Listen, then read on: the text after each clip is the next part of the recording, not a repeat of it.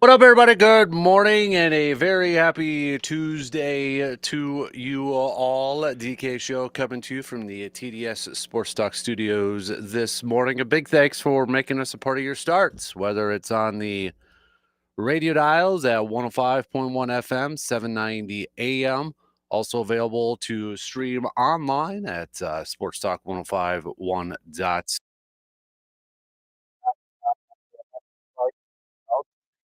To play WAYY video streams are also up and rolling here this morning, although it looks like the camera wants to be a little touchy here this morning. So bear with us on that one. That old school computer can actually get going here, but that's available on YouTube, Facebook, Instagram, and Twitch. But a very happy Tuesday to you all. What do we got on our game plan for us this morning? Brewers continue to win, put up the W's. 10 wins in a row here for the Brew Crew after last night's victory in game one against the Pirates. Jose Quintana, another solid start for him, picking up his 10th win on the season in the 7-1 win for the. But you had the game getting led off with Terang with the home, collecting another home run for the season too, leading the ball club in homers. Is he going to get up to 30? Possibly, maybe. Got what, this month and the full month of September to go here yet. He's got 22 on the season. Another good outing, another solid game from the Crew. 11 total hits for the Brewers to improve to 74 and 44 in the season. We're talking about 30 games above 500, people. 30 games above 500. The Milwaukee Brewers. They're on pace to have 101 wins on the season. 101 wins. Brewers are also the first National League team since 2017 to produce multiple double-digit winning streaks in the same season. And going back to 30 games over 500 overall, they're 20 games over 500 at home and 10 games over 500 on the road. Best road record, boom. Best home record, boom. Best overall record in the majors, check mark. All of the above. Whew. Brewers continuing to roll here. What can we say about this team that we haven't already said already, right? Man. Just they continue to impress. They just I think, there's still a little bit, I think, from a lot of Brewers fans and a lot of people out there kind of saying, okay, when are we going to maybe slow down this roll here a little bit? When are they going to kind of, maybe slip up and return to earth here just a skosh here? But they haven't. As we're getting closer to the final quarter of the regular season, we're about 73% of the way through the season. We're 118 games into this thing, completed in the books. And right now, this team hasn't slipped up at all. They continue to roll, and they continue to do it in ways that you're not supposed to do in current Major League Baseball. Like last night, for example, Andrew Vaughn, guy who's been hitting the ball pretty well, right? Up there in home runs. What does he do?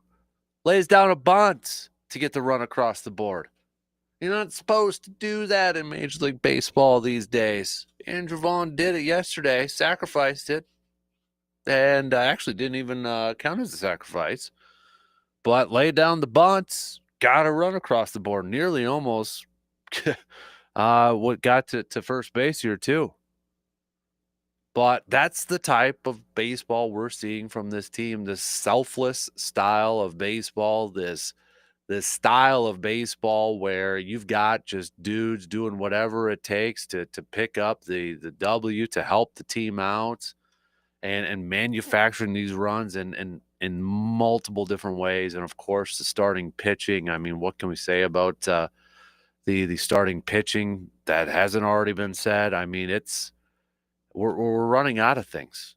I mean, it's got to be some euchre magic going on right now. So, but man, just enjoy it, embrace it, love it. I love it. So, plenty of baseball talk coming at you here this morning, recapping last night's victory for the Crew, and then looking ahead to the to tonight's matchup between two guys who throw the ball fairly hard. Freddie Peralta looking for his 14th win on the season.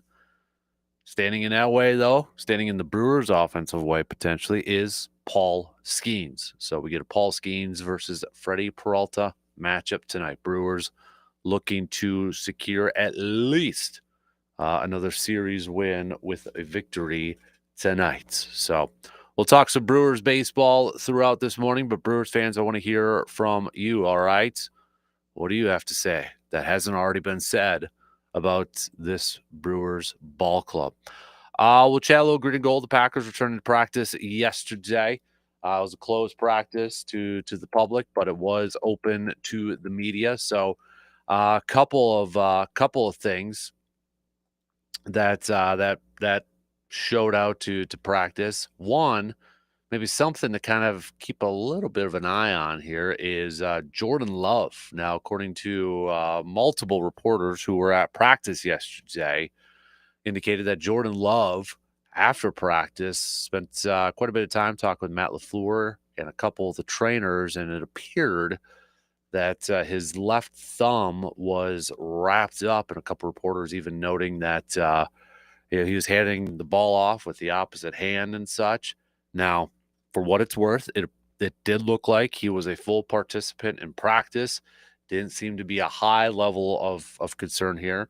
And also, too, it is on his left hand, so it's not on his throwing hand and such, but maybe something to just kind of pop up or monitor here just a skosh and such. But it'll be back to an open practice today for the green and gold. So, I want to talk a little green and gold. I was at the game on Saturday, preseason game. I know that's probably like light years away, but I'm gonna go through a few things that kind of stood out to me watching that game and such, because again, this is the first time I get to chat with you all since coming back from Green Bay. So we'll do a little green and gold thoughts on that too. But let me throw this out to you. What stood out outside? It was a clunker of a game. It was a boring game. It was a dud of a game. Okay, we know that. But if you had to put your scouting cap on, who were the guys, the players that stood out to you, or kind of maybe impressed you, or maybe like, okay, not a bad debut. All right, I know the game sucked. The game was a clunker. It was boring. There wasn't a whole lot to go there. But there were a few players who stood out. There were a few players. Believe it or not, there were. All right. So we'll hit that up and chat about that a little bit later on this morning. We'll catch up with our good friends from the Eau Claire Express. Their season is officially over with, so wrapping up our chats with the Eau Claire Express, just coming up past 8 o'clock this morning. Then after that, we'll talk some college football with Mr. R.J. Cardinal. We'll hit that up and chat a little bit with R.J. Coming up at about 8:25 this morning. It is a Toyson Ford Grind My Gears Tuesday, so what the heck is grinding your gears, people? All right. Get it off your chest. Let us know. Hit us up on that Shoe Doctors bullpen line with a quick text at 715-830-1912. Full slates coming at you this morning. So let's pitter patter and let's get at her. All right. Let's open it up talking a little Brewers here this morning. Brew Crew picking up another win, extending their winning streak to 10 in a row. 10 in a row. First time since 2017, a National League team having double-digit win streaks in the same season. It's your Milwaukee Brewers, who are 30 games above 500 right now, on pace to win 101 games. The Cubs just falling a little bit further behind, too. Cubs are struggling right now. especially like Pete Crow Armstrong and Tucker and such. Brewers, taking advantage of that because, well, we got that huge series coming up next week, but they're taking it a game-by-game approach. Gotta love it. So let's talk some Brewers to open up things this morning, shall we? Take our first break, and then the leadoff coming up after these quick words.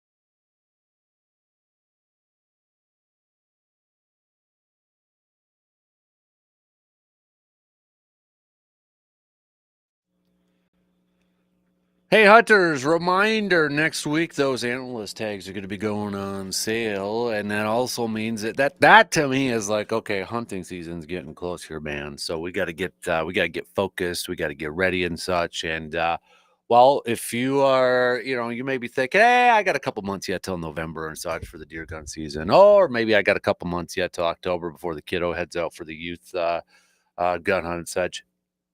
Wrong. It's going to come here before you know it, especially fall, right? Football season, got a lot of stuff going on. Kids going back to school. Time is going to go by fast.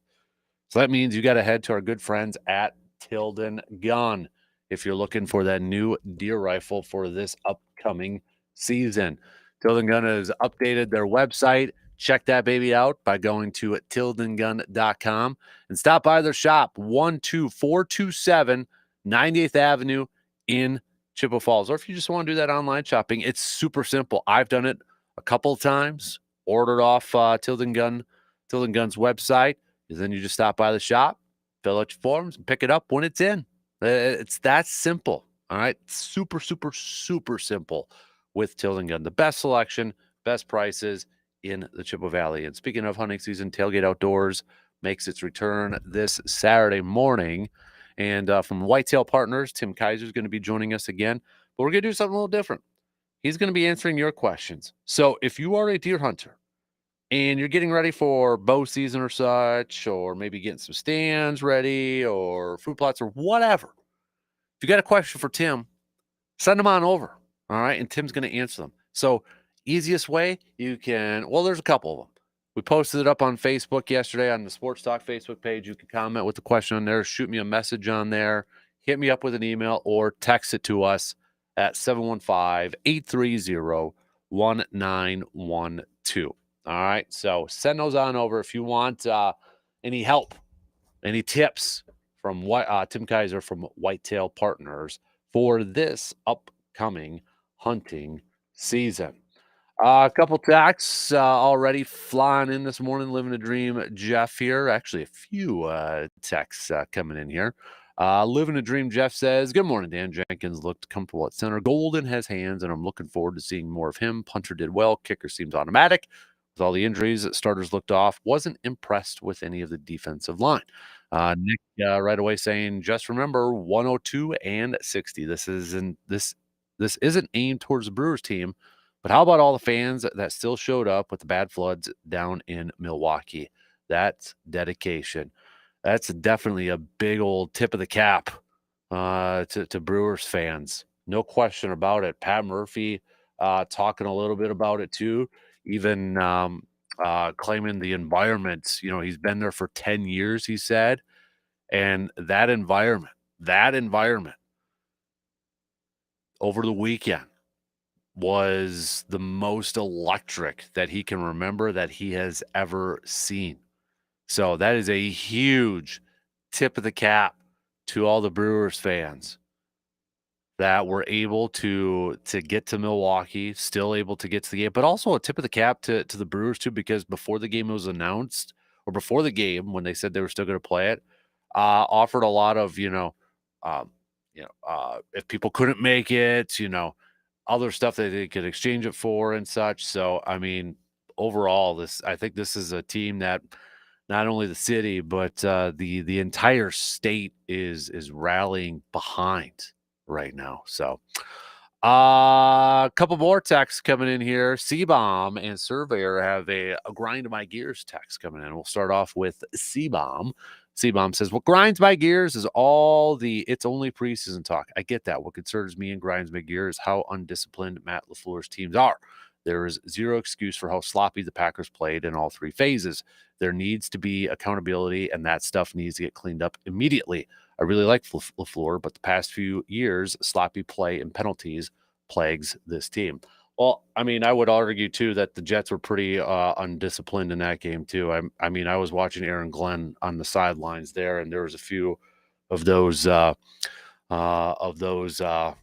unsportsmanlike or holding penalties, and Aaron Glenn was going. I don't know if they were showing it on the TV or not, but he was really getting into his players' faces, calling them off, and I'm telling you, like, he was grabbing them by the shoulder pads and in the chest and getting in their faces too. So I would argue it was on both sides of the plate too. So Surveyor Sam says, DK, you know what grinds my gears? Wide receivers who drop the ball. You mean to tell me that multiple professional athletes can't catch? I'm sorry, but isn't that the whole point why you are in the NFL in the first place?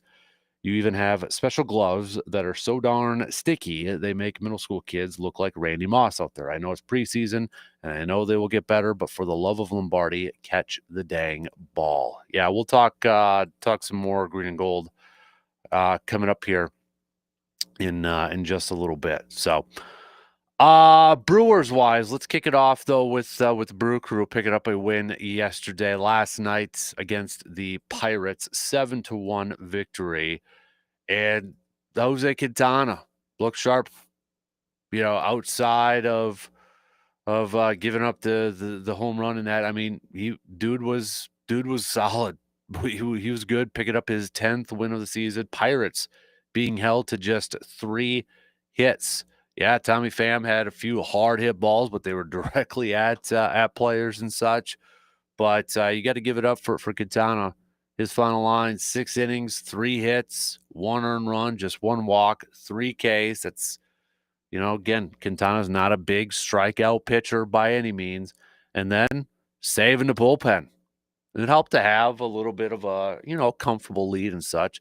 But Anderson coming in, 2 innings, not giving up a hit. Shelby Miller coming in, easing them on in, getting in an inning, not giving up any hits, issuing 1 K. It's huge because we know, again, with Freddie on the mound tonight, you're going to be having to go to the bullpen. I would only count on Freddie Peralta probably giving you 5 innings tonight. So to be able to have a game like last night where Quintana went 6 innings, but then you just use 2 bullpen arms after that, and that was Anderson and Miller, that's a heck of a pitching performance. That's a big boost for this staff, considering it's probably going to be a lot of bullpen guys coming at you or coming through tonight, excuse me. So Turang back in the leadoff spots. Frelick was moved down in the lineup, but Turang starts off the game with a bang with a solo shot. 3 Ks after that, but Turang displaying some power as of late here. I mean, he's showcased a little bit of the pop at his bat. You look at his last 30 games, Turang has 6 home runs. He's up to 11 home runs so far this season. But 6 home runs in his last 6 games, displaying a little bit of power. A little bit of power from the Gold Glove Platinum winning second baseman over there. So good to see that. Yelich picking up his 22nd home run on the season. Can he reach 30? Can he get to 30? I know a few weeks ago that was one of my bold predictions, or I think it was our pump the brakes full throttle from when Brandon was on. I said yes, he was going to get it. I'm still going to ride with that. Not quite to the final quarter of the regular season here, but he's got 8 more to go. Christian Yelich finishes the season with 30 home runs. I'd say that's a successful darn season. Isaac Collins continue. This kid, I mean, National League Rookie of the Month, Player of the Week, and couple hits last night, including a triple. He had 3 hits against the Mets on Sunday, for crying out loud. This guy is now up for a season. This isn't his last 10 games, his last 20 games or whatever. For this season, he is now up to a 297 batting average and an 853 OPS. Those are his season numbers. 297, 853 OPS. The guy is in fuego right now. His last 109 at-bats, 339. How about his last 26 at-bats, his last 7 games? He's slugging a 962 and a 462 average, a 548 on-base percentage. Isaac flippin' Collins. I'm raising my hand. I was one a couple months ago, and I'm like, yeah, He's doing some good stuff. He's helped out this team, but when it comes to the trade deadline, that seems like the spot to maybe go out and get an outfielder, power hitting outfielder and such. I want Isaac Collins in the lineup every single day right now. This guy, I want him in the lineup every single day. It's been amazing watching Isaac Collins play baseball this year, and especially as of late. And to me, call me a homer. I don't care. But right now, this guy is Rookie of the Year. No offense to everybody else, even over Mizorowski. I'm picking Isaac Collins right now as Rookie of the Year, for crying out loud. So far in the month of August, so he finished off July hitting .321. Can't keep up that pace, right? And so far, almost halfway through August, this guy, 4.44 batting average and an .833 slugging percentage so far in August. A .524 on base percentage in August so far. That's what Isaac Collins is doing. That's what he's doing right now. And, something I don't think that's getting talked a lot about Isaac Collins, if you really break it down and you kind of look at his games month by month, this is a guy that does not strike out a ton. He doesn't strike out a ton. I mean, you look at, let's say, May, okay? May, he had 62 at-bats. He struck out 19 times. Okay. June, 18 times he struck out. But lately here, July, I mean, and you look at what he's doing in August, 6 strikeouts so far. You look at his games, I think he's only had, I'm just kind of scrolling through some of it. I think he's only had one game where he struck out 3 times. So we just mentioned Turning struck out 3 times yesterday, okay? Isaac Collins this whole season has just had one game where he has struck out 3 times. This guy does not strike out a ton. He's putting the ball in the play. He's getting on base for crying out loud. How fun is this guy? How fun is it to watch this kid play? Number 6. Instantly turning into a fan favorite. Rightfully so. But he's the typical Brewers player. And then you go on Sunday with the walk-off against Edwin Diaz, for crying out loud. I mean, it was a couple months ago we were talking about the whirlwind of Jacob Mizorowski. How about the whirlwind right now of Isaac Collins? Riding high, the confidence. Confidence in a player, confidence in an athlete is a dangerous thing. Dangerous thing for the opponents, for the opposing teams, for the opposing players. And right now, Isaac Collins is super confident. I mean, the confidence is leaking through his nostrils and eyeballs and ears, for crying out loud. I mean, now it's to the point whenever he's up at the plate, you're feeling pretty darn good that you're going to be coming away with a hit or something. I mean, this guy, it's just been so fun to watch. Every single game in August, he has collected at least a hit, except for once against the Mets back on the 8th. But he's still an RBI in that game, for crying out loud. But he's up to a 297. This guy could finish the season batting over 300. And we were all like, who the heck is Isaac Collins? Back in March, right? Like, who? Huh? What? Now we got to upgrade that spot in left field. No, I want him in the lineup every single day right now. Every single day. But you look at him and you look at the rest of this team. This is the Brewers. Isaac Collins, not the biggest guy, not the most powerful guy. Isaac Collins is 5'8". He's 5'8". Salvatore Frelick, same size, 5'8". You got these guys who aren't like the biggest, beefiest dudes in the world and not going to be the biggest power hitters in the world. And all they're freaking doing is scoring a bunch of runs and winning a bunch of ball games. They're on pace for 101 wins. 101. Think about that. 101. Now, right now, I'm probably pumping the brakes on whether I think they're going to get there. But to set the franchise record and wins in a regular season, yeah, I'll roll with that. Heck yeah, I will. 30 games above 500. 30 games above 500. Best overall record in Major League Baseball. Best home record in Major League Baseball. Best road record in Major League Baseball. I put this poll question out there last night asking is this the most confident you are in a Brewers team? And I know we got a little over a quarter of the season left, but is this the most confidence you have in a Brewers team to potentially make a deep postseason run?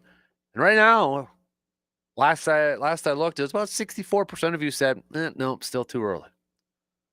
Still a little apprehensive. Maybe still not fully buying in, or maybe you're like, hey, dude, we've got a quarter left. And I get that. I totally get that. I mean, knock on wood, it don't happen, but maybe they kind of, September fall off a little bit, enter the postseason, not playing the greatest baseball in the world. I understand that. I get that mindset. Totally do.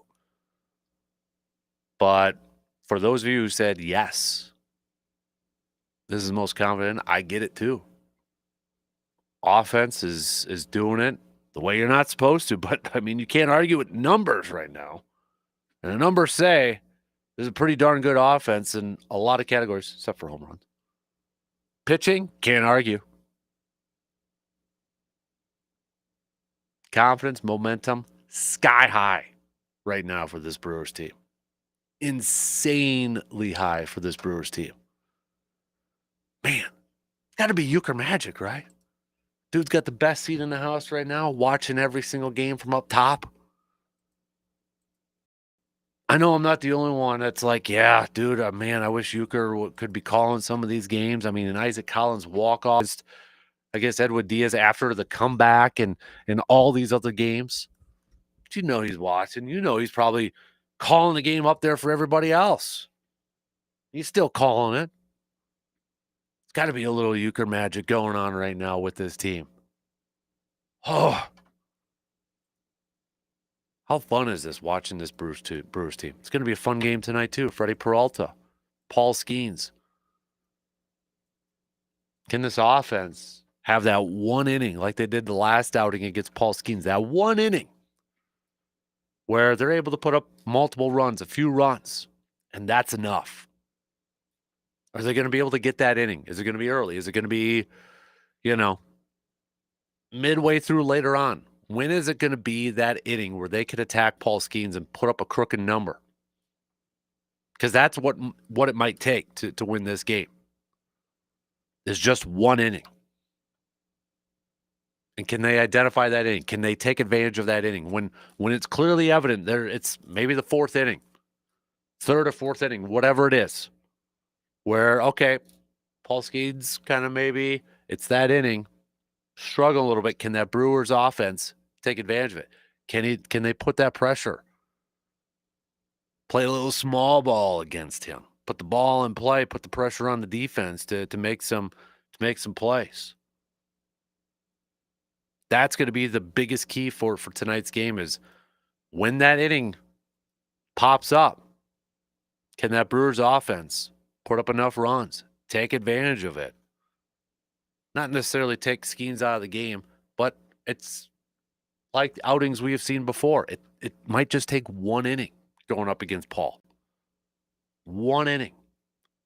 And if you get that inning, you better take advantage of it. I mean, you're going up against a pitcher who's got a 1.94 ERA for crying out loud. Okay? And you look at some of the Brewers hitters. Ironically, it's Yelich who's got the best. No, I shouldn't say ironically, but it's Yelich who's got the best career numbers against him in 8 career at-bats, 375, 250 OPS. After that, Not a ton of success going up against him. On the flip side, Freddie Peralta and a lot of these Pirates hitters, they got a lot of experience going up against Freddie. And some have some pretty darn good numbers going up against him. Reynolds, for one. Reynolds, I feel like, has had a lot of success against the Brewers over the years, though.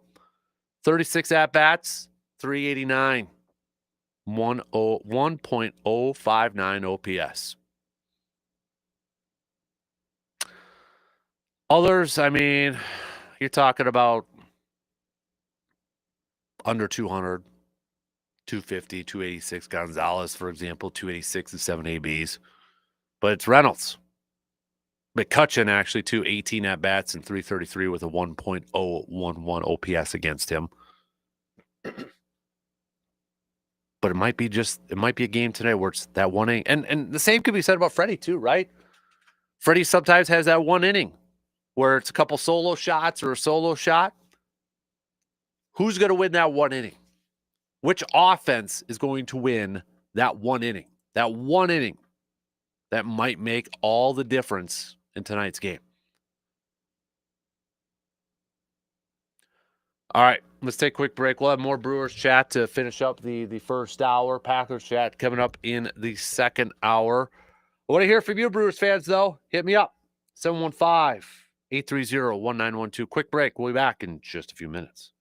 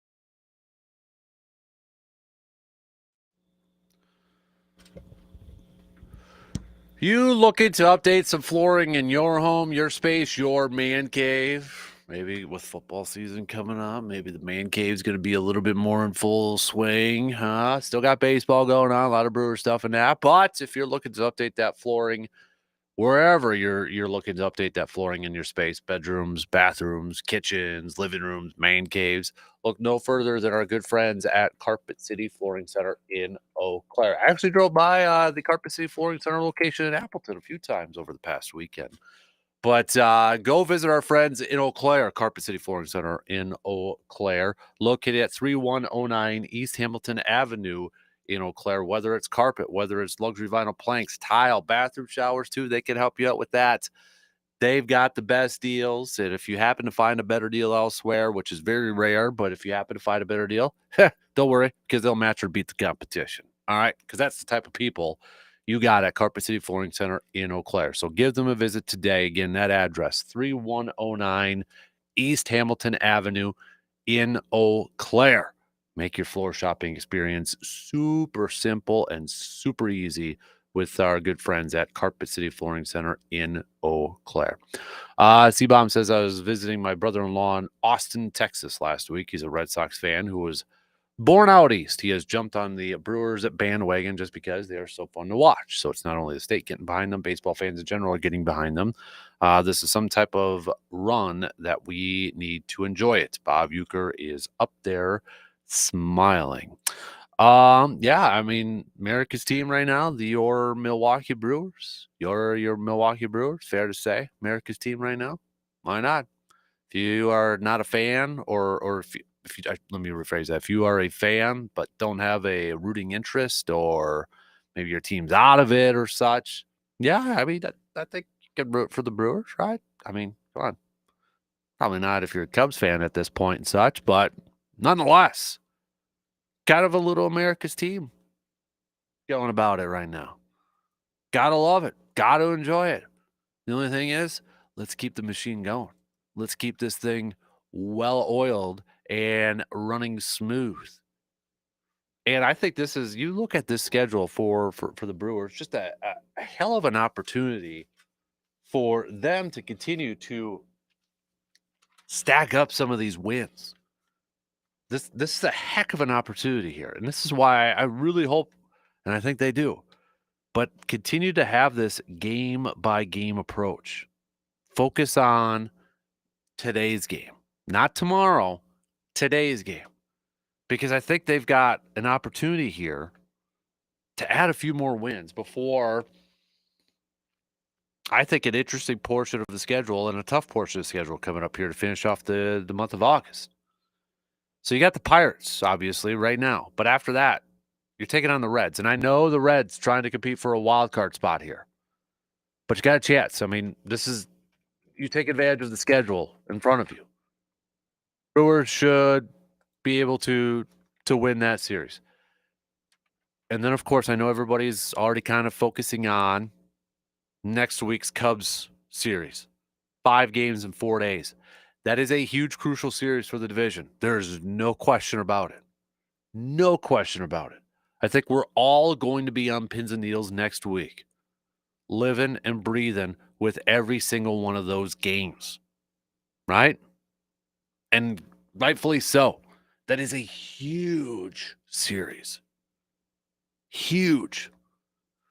But right now, continue doing what you're doing and just focusing on that game by game approach, because it's working. Cubs are struggling right now. You're playing incredibly well. Very well. Continue to take advantage of it. You are 6.5 games above the Cubs for first place in the division. Stack those. Stack those. Just in case that series in Chicago maybe doesn't go the way we want it to go. Because let's look at it. You got a little bit of a struggling Cubs team, and who are they going up against? The Toronto Blue Jays, who's pretty darn good right now. They're pretty darn good. You're talking about a Blue Jays team that has 69 wins, 69-50, second best record in Major League Baseball, or excuse me, third best record in Major League Baseball, because the Phillies slight advantage in win percentage. but the best record in the American League, slightly over the Tigers. Cubs have that tough matchup. Brewers going up against the Pirates and the Reds coming up here after this. Take advantage of it. Stack these W's. Continue to increase that lead in the division because that is a huge, huge 5-game series coming up. Then you got the Giants at home after that. Now, the Giants have definitely kind of fallen off a bit here. I don't think we're too far off on that. They're still only 4.5 out from a wild card, so they're not completely out of it. But I would say, Giants definitely are not playing to the level I think a lot of people thought they would be. They're one game under 500 at this point. And I don't want to overlook that Red series too, because the Reds are just 2 games out of a wild card spot. But that is a winnable series for the Brewers. I mean, for crying out loud, they're the top team in Major League Baseball. Every series should be winnable for the Brewers at this point, right? I mean, that should be the mindset that we all have, for crying out loud. But after that Giants series, you got Arizona. Diamondbacks, we knew they were kind of sellers and such. But then you finish off August with Toronto. World Series preview, dare I say? Dare I say a little World Series preview? And then right after that, Phillies. Maybe at that point, Thor, best record in the National League? Maybe.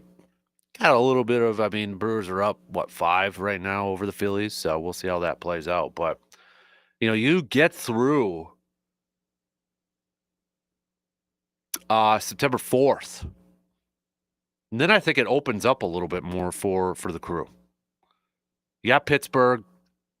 You got the the Rangers in there. Now the Rangers, I know they're competing for a wild card spot, but they're 2.5 back right now. They're 4-6 in their last 10. So, we'll see what they're like there. But then you got the Cardinals and then the Angels and the Cardinals again. Then just 2 more series left. Padres, Reds, which at that point, maybe those 2 series are a little bit more important for the Padres and the Reds for wild card purposes. Who knows? But you look at from August 12th up to September 4th, I will say this is a season-defining stretch portion of the schedule here for a couple different reasons. One, get those wins that you're supposed to get against teams like Pittsburgh and such. But then, of course, that huge series with the Cubs next week. And then you finish off with Toronto and Philadelphia. So it's got a mixture of very winnable games. Games you should win, series that you should win. And then some tough ones there with the Cubbies, with the Blue Jays, with the Phillies. I think from now, starting from yesterday, all the way to September 4th, this is a season-defining, schedule-defining stretch of games that, maybe when we're on the air on September 5th, we're talking about, man, the Brewers have, 8-game lead in the division. They're looking pretty good right now, and the schedule is setting up nicely for the Brewers to maybe continue this momentum, ride a little bit of a high heading into the postseason here. But, again, let's take it by a game-by-game approach. Game-by-game approach here. Let's get this thing done. All right, we're almost to the final quarter. Almost. A couple more games, and then we'll be into the final quarter of the regular season here. And, boy, that's going to be something to watch. No question about it. All right, coming up next hour, we'll switch gears just a little bit and talk a little green and gold. The Packers. Now, this is the first time I've gotten a chat with you all from the preseason game on Saturday. Anything stand out to you? Anything Pro Football Focus, by the way, just really quick, just to give you a little bit of a primer if you believe in Pro Football Focus grades. Their top 5 offense was Zach Tom, Lamar Johnson, Jordan Morgan, Messiah Swinson, and Will Shepard. Top 5 defense, Enoch Barre, Tyron Hopper, Kalen King, Jared Bartlett, Carrington Valentine. Bottom 5 offense, McCole Hardman, Romeo Dobbs, Donovan Jennings, Malik Heath, Jordan Love. Bottom 5 defense, Johnson, Isaiah Simmons, Isaiah Dunn, Alexander, and James Esther. All right, we'll finish up the first hour. Morning, Morgan. How you doing, Kasper? Doing well. How are you? Do you do sock pickup? Like, are you a dumpster diver? Have you ever gone through that? Because now we're coming up on and just, getting into a new school season and stuff like that. So it's move-in day. But usually on move-out day, if you go Yeah. on campus, there's all kinds of free stuff on the curb. Have you ever been one of those guys? Mm-mm. Why not? I don't know where it came from. So it doesn't matter. Like, even if it was something legit cool, you wouldn't pick it up off the side of the No, road. there could be bugs or syphilis or something on there. Well, I I'm don't not know, saying but take I a mean, bed that's got flies swarming around it and but you know, it could stained. be hiding There was in the cushions or something. a post that had people chiming in on like the weirdest things that they've seen free on the side Mhm. of the road. And somebody said that they had a wedding dress that was out there. Hmm. So that can't be good. No, What about a perfectly could be fine a Halloween recliner, costume. except they said one arm was missing? That's weird. People, No, if it's college, I get it because one of my college roommates almost took the arm off our couch one night. how? Let me guess. It started with a drinking trophy. Well, not a trophy, but we were out on Water Street. He was a little frustrated about something, a girl. Uh-huh.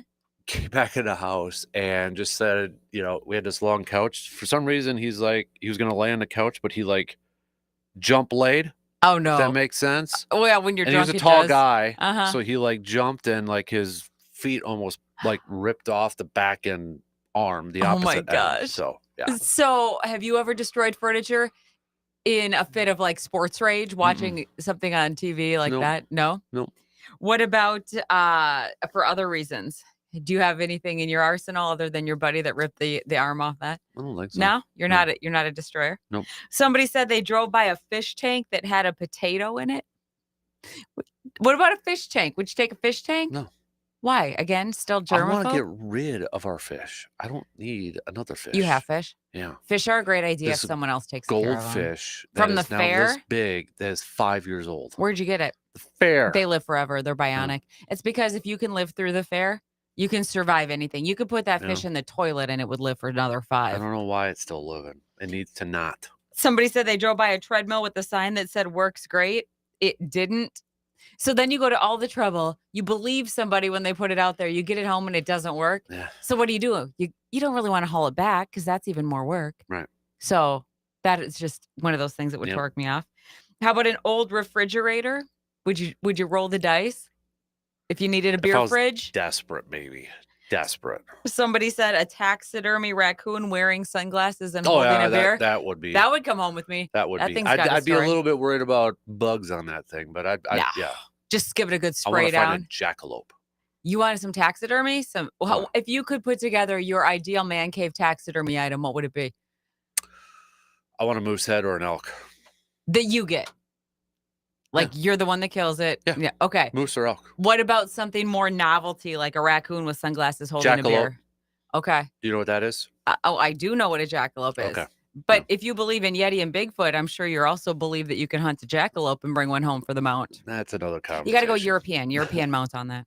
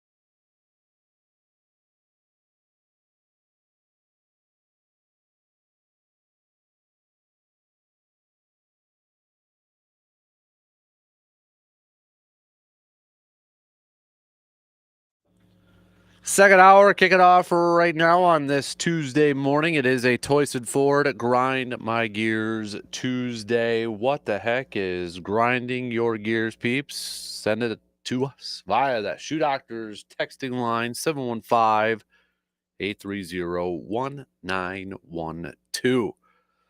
We'll get back to some more Brewers talk coming up a little bit later on, but Brewers fans, if you still want to chime in on your favorite ball club, again, hit us up on that texting line, or you can chime in on the video streams, YouTube, Facebook, Instagram, and Twitch, all available over there. We've got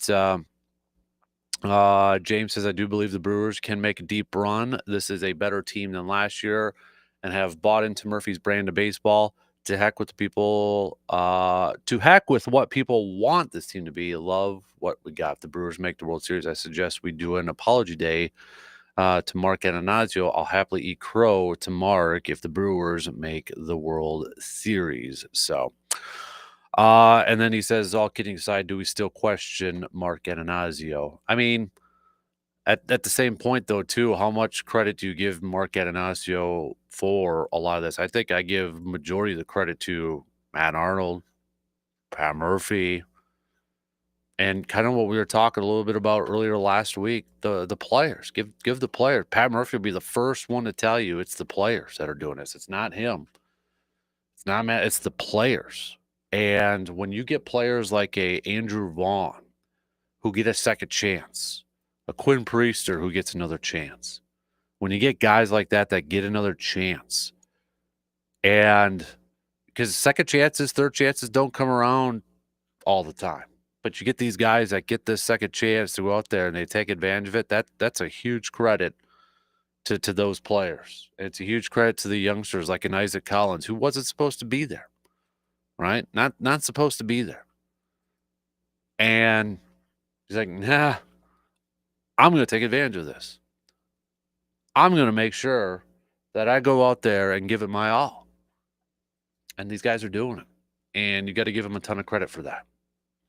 So I give more of the credit to the players, to Pat Murphy and Matt Arnold and that threesome. So, all right, let's switch gears here just for a little bit and chat a little green and gold. The Packers returning to practice yesterday. It was a closed practice, but the media was open for attendance. And maybe one thing to kind of keep an eye on potentially.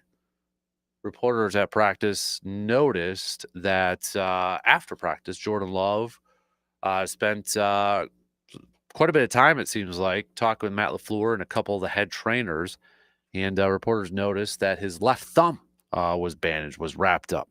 And noted a couple of reporters also mentioned that he was handing off with his right instead of his left. So at least it's not on his throwing hand, but still nothing official from the team and such. And for what it's worth, though, too, reporters who were watching practice noted that it seemed like he was full go and not overly concerned or anything like that. But I would still throw up there, thumb injury, something to kind of keep an eye. At least it's not on the throwing hand, right? At least it's not on there. So got that going for us, which is nice. But Packers did get some guys returning to practice too. Some players who did not participate in the game on Saturday. Rasheed Walker, who did some individual drills coming back to practice and such, but the way Jordan Morgan has been playing, I don't know, it might be a little bit more of a battle and such, but we'll kind of see how that shapes out. But Emmanuel Wilson and Marshawn Lloyd both went through drills yesterday. As we know, those two did not play in the game on Saturday. Kamal Hayden also returned to practice. So, but getting maybe a little bit healthier. Packers are going to be flying out to Indianapolis tomorrow. Remember, they got some joint practices with the Colts and such. And according to Matt LaFleur from a few days ago, the initial plan was Jordan Love starters will not be playing in that preseason game against the Colts. We'll see if that changes, though, considering the product that we saw on Saturday nights against the Jets and such. But I want to go back to some comments from Sunday from some of the coaches, some of the position coaches, some of the coordinators, and such about the game. Matt LaFleur talking, and especially after the game, Matt LaFleur was not happy with the sloppy performance from his team. But he said the NFL officials, because usually you see officials come into training camp and practice, and kind of, help out and give an idea for some of the players, maybe how things are going to be called and such. But he said officials will be here the week of Seattle. Normally they come earlier in camp. According to Rob Domofsky, though, LaFleur wouldn't use that as an excuse for some of the penalties. Also said they might have missed one on Amar Johnson's touchdown. Quote, I don't think we were in a legal formation. Rich Bisaccia, special teams. We saw special teams miscue on Saturday with McCole Hardman fumbling a punt, right? Rich Bisaccia saying about Hardman's muffed punt was out of character in an attempt to show what he could bring to the team, knowing there may be limited opportunities. Quote, he knows he's in a battle to make it. He's been practicing well, and he's made good plays in practice. But that was, you for a veteran. For a veteran, I understand you're looking to make a play. You're in a battle for a spot, but for a veteran in that situation, you got to know better than that, right? I mean, first of all, you let the ball drop. You let the punt drop.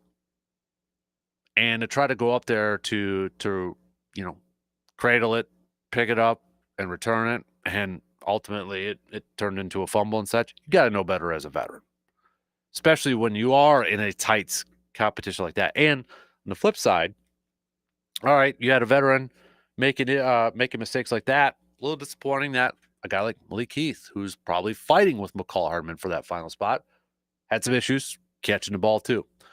Jeff Hafley also chatting it up with a little media, brought up players that he thought played well were Stackhouse, Brinson, Sorrell, Barre, Cox, Wooden, Brooks, a lot of defensive lineman players there.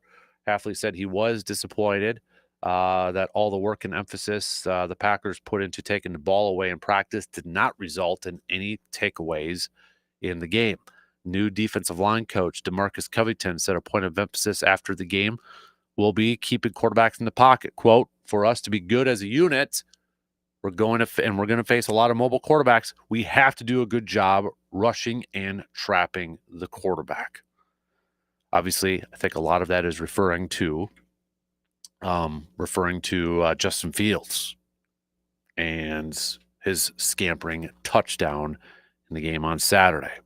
So, from my perspective, just from what I was watching, not necessarily, when I go to a preseason game, I'm not watching about really the scoring and the big plays and such. Like I try to look at individual players, maybe players I'm not too familiar with, or new players, newcomers and such. Try to look at that because you're not getting that on TV. And I wanted to watch Bo Melton, see how he was doing, transitioning from a wide receiver to a corner. I wanted to watch a little Kalen King. I wanted to watch that defensive line like Stackhouse. I wanted to watch Stackhouse in that. And to see how he was doing, because especially under running downs, he was probably going to be a guy that everybody's assuming he's going to replace TJ Slate. I wanted to watch Sorrell. I wanted to watch a lot of those defensive line groups. And on one hand, too, it is at times maybe hard to gauge, hard to dissect or grade or analyze a lot going on because we know they're not scheming. Offensively and defensively, we know they're not scheming. They're not going to tip their cards. They're not going to showcase their playbook in preseason games or anything like that. But I got to say, defensively, Kalen King, I thought, played very well. I think he, in training camp, preseason, he's one of those guys that's fighting for a roster spot. Not only for a roster spot, but I would argue a considerably high roster spot when you look at the corner depth chart outside of Keyshawn Nixon, Carrington Valentine, and Hobbs. Then you throw Javad Bullard in there as a slot corner, although he was getting obviously some safety play in the preseason because of the injuries to the cornerback group. I mean, the next guy up is maybe 5th on a depth chart, but probably going to get some play time. And I thought Kaylee King did well. I thought he did well in his action on the game on Saturday. Breaking up a pass in the end zone. And those are the type of games, okay, let's see a couple more of these in these next 2 games. Continue to stack that success. Continue to put together good plays like that. Because let's face it, too, with that cornerback position, guys like Kalen King, their number might be called upon fairly early in the season. They may be getting some play time early in the season. I thought Carrington Valentine, in his limited amount of reps, played well. And he's going to be, to me, this is going to be interesting to see how it all kind of plays out. We've talked at length about the talented group of receivers that this Packers defense is going to have to go up against throughout this regular season, whether it's from the Lions and St. Brown or the Vikings and Jefferson, Roma Dunze, with the Bears, Jamar Chase and T. Higgins with the Bengals, DK Metcalf with the Steelers, et cetera, et cetera, et cetera. We know they're going up against a very, all season long, ton of good receivers. These corners are going to be tested. And Carrington Valentine, from all accounts, is having a very good camp. He may be 3rd on the depth chart behind Keyshawn and Hobbs as the outside corners. But Valentine is having a good camp. I thought he had a solid game on Saturday night. So those two, from a corner perspective, I thought showcase. The defensive line was something I was really kind of trying to watch a little bit. And this one was I'll admit it, at times kind of hard to really get a good gauge of what was going on, because there were a few times where that defensive line as a unit, and this was when I was really wanting to watch Stackhouse. Because if he's going to be that early run support guy, that guy that's going to be on the first and second downs to help stop the run. There were a few times in that game when I was watching the defensive line group, and the Jets' offensive line was just kind of having their way. Now, I know a lot of these defensive linemen graded out well. Individually, they graded out well. Jeff Halfley specifically mentioned a few of them. So individually, pass rush situations, Sorrell graded out well. As a group, there were too many times, in my opinion, I should say too many times, but there were a few times where it just felt like that defensive line group was getting overwhelmed by the Jets' offensive line. And there was times where they were just getting pushed off to the one side and creating these running lanes for those running backs, for that running game. Wasn't the whole game. Wasn't the whole game. But there were a few times where it's like, ooh, getting a little manhandled there. But again, that kind of comes into play. It's like, okay, just running a straight basic, no creative, no scheming defensive, front or stunts or pressures or anything like that. So you kind of have to balance that a little bit. And when you look at these individual players, you kind of look at, okay, who was winning some one-on-ones, who was winning some individuals, who was just, maybe kind of flying all over the place. I thought Hopper had himself a good game, a guy who's maybe battling for a roster spot. Isaiah Simmons, he was okay. I think a couple times, maybe a little bit late in the action on the defensive side. Definitely showcased his speeds at individual points in the game. But I think, right now trending, he's got a spot on the team, but maybe kind of trending's, I don't know if I want to say fully down, but maybe the arrow is a little bit down.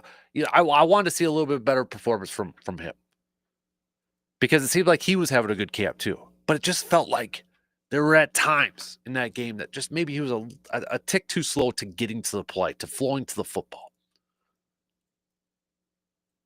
Offensively, Jordan Morgan had himself a very good game.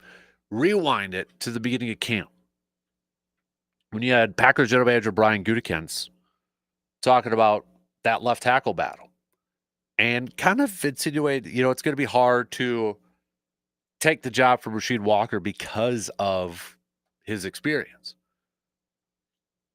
Well, Rasheed Walker has been dealing with a groin injury, and Jordan Morgan has been getting a ton of action at left tackle, and I thought Jordan Morgan had himself a pretty solid game Saturday night against the Jets. Didn't allow a single pressure in the left tackle spot. And if he continues to do this while Rasheed Walker is missing time, maybe week 1, Jordan Morgan will be the starting left tackle. But out of 23 pass blocking snaps, didn't allow a single pressure. Played a total of 36 snaps. Belton, the rookie, the massive offensive tackle, second-round pick, was solid in the run game. Also didn't allow a single pass pressure. So, I mean, you like to see those two performances. I don't know what his future is going to be, what position he's going to be, because he ain't going to be taking over right tackle anytime soon with Zach Tom, with that new deal. But he's a second-round pick. Eventually, he's going to be probably a starter on this line. Probably not this year, possibly next year. But he put together a solid performance too, I thought. So, while the whole wasn't very good, it was a dud. It was a clunker. There wasn't a lot of big plays. There was a lot of holding penalties. I thought Jacob Monk, for a guy that may be fighting for a spot, the holding penalties. Now, I don't know if the officials, I saw some people saying, well, maybe they're calling them a little tight because it's the first preseason game, just to kind of, try to help these players clean things up and such. I've seen that out there before too. But not a great performance from a guy like Jacob Monk, I thought. But again, going back to what I was trying to say, the whole game was a clunker. It stunk. It was boring. Not a lot going on. You had receivers dropping balls. I mean, Romeo Doubs, not a great performance from him. Not a great performance from Malik Heath. You'd like to see, I think guys like those guys, those veterans are going to be under the microscope more if they continue to drop balls and such. But it was a poor game. Matt LaFleur very frustrated after the game. But if you break it down, there were some individual performances like, okay, you got to give a little bit of credit to so and so here. Individually, they may have had a good game, or they had a good game. And we kind of went through some of those guys. And we obviously went through some of the guys that really struggled a little bit too. We got to see a little bit of Matthew Golden, though. Nice slant route. Paid up the first, but then called back. I'm excited to see 22 get more act. I can't wait to see what Matthew Golden's role is going to be with this team throughout the season. Like, I know was it last week or maybe it was the week before? We talked about what's a realistic expectation for Matthew Golden. And the thing is, though, a little overreaction maybe from a stupid preseason game. But if you got receivers that are going to continue to drop the ball, at some point, it's going to be human nature is going to kick in, I would imagine, for Jordan Love and be like, okay, I just got to get the ball to somebody who's going to catch it. And that's Matthew Golden. Maybe those numbers go up a little bit more. I'm pumped to see what Matthew Golden can do this year. We got to take a quick break, but I want to talk a little bit more green and gold. All right. So rewind it to a few days ago, Saturday. What stood out to you? Obviously, it was a bad game. It was a boring game. But what else kind of stood out to you? Let me know. Hit me up with a text.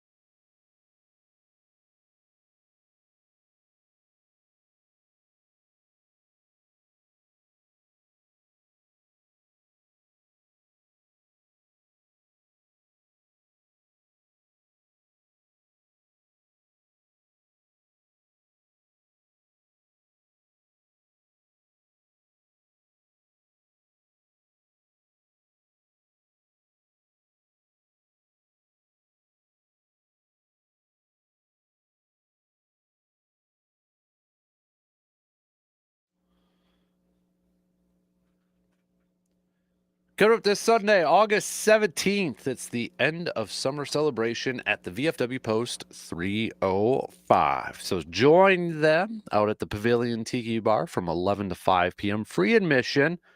We'll have beer, drinks, and food for purchase, as well as games, raffles, and fun for all. Plus, music from Eddie Beavers going on from 1 to 4. So it's this Sunday, August 17th. The end of summer celebration going on at the VFW Post 305, located on Star Avenue, the Pavilion Tiki Bar area. All right, let's first of all, too, I want to give another shout out to our good friends from the from AJM Automotive. AJM Automotive. So if you are in need of maybe just an oil change, maybe got to get some new tires, maybe need some brake work done, some engine work done on your vehicle, or you need some work done on your lawnmower like we needed on the rider, they can help you out with that too. And that's exactly what the crew at AGM Automotive did for us. Got the rider back, got the lawn mowed finally yesterday. So a big thanks to the crew at AJM Automotive for helping out with that, and they can do the same for you.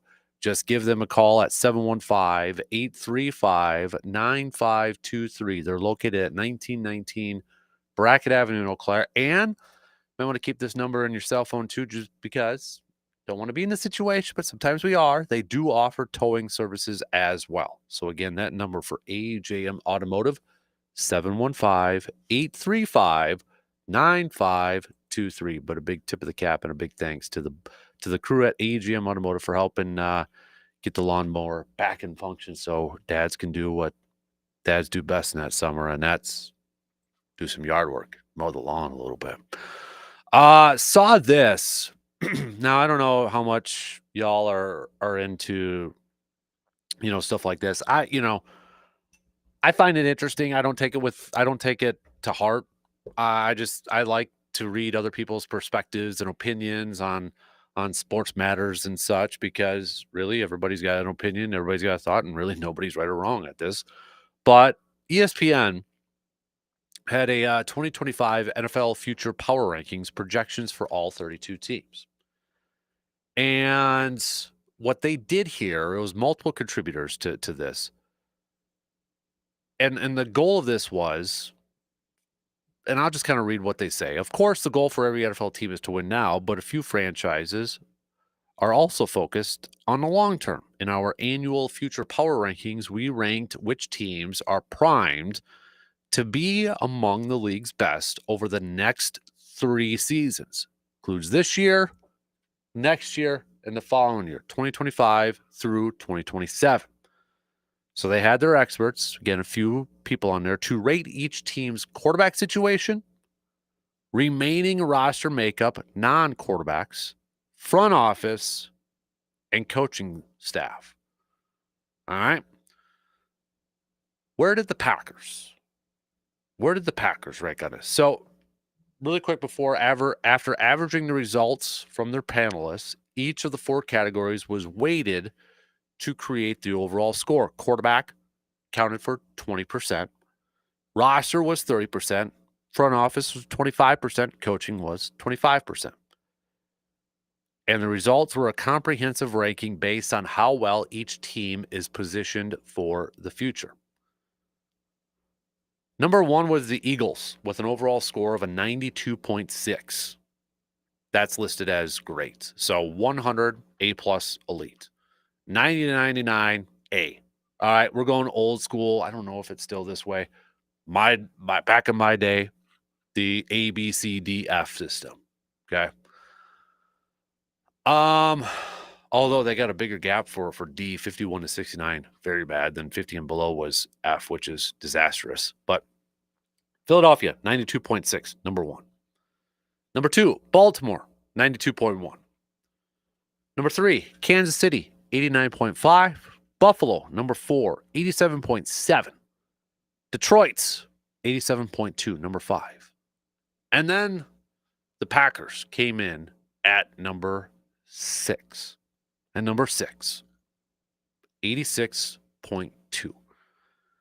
Their individual ranks, overall roster, take out the quarterback, 5th best in the NFL. They ranked them as the 5th best in the NFL. In fact, all of these Packers were top 10. Quarterback, they ranked number 9. Coaching, 7th. Front office, 7th.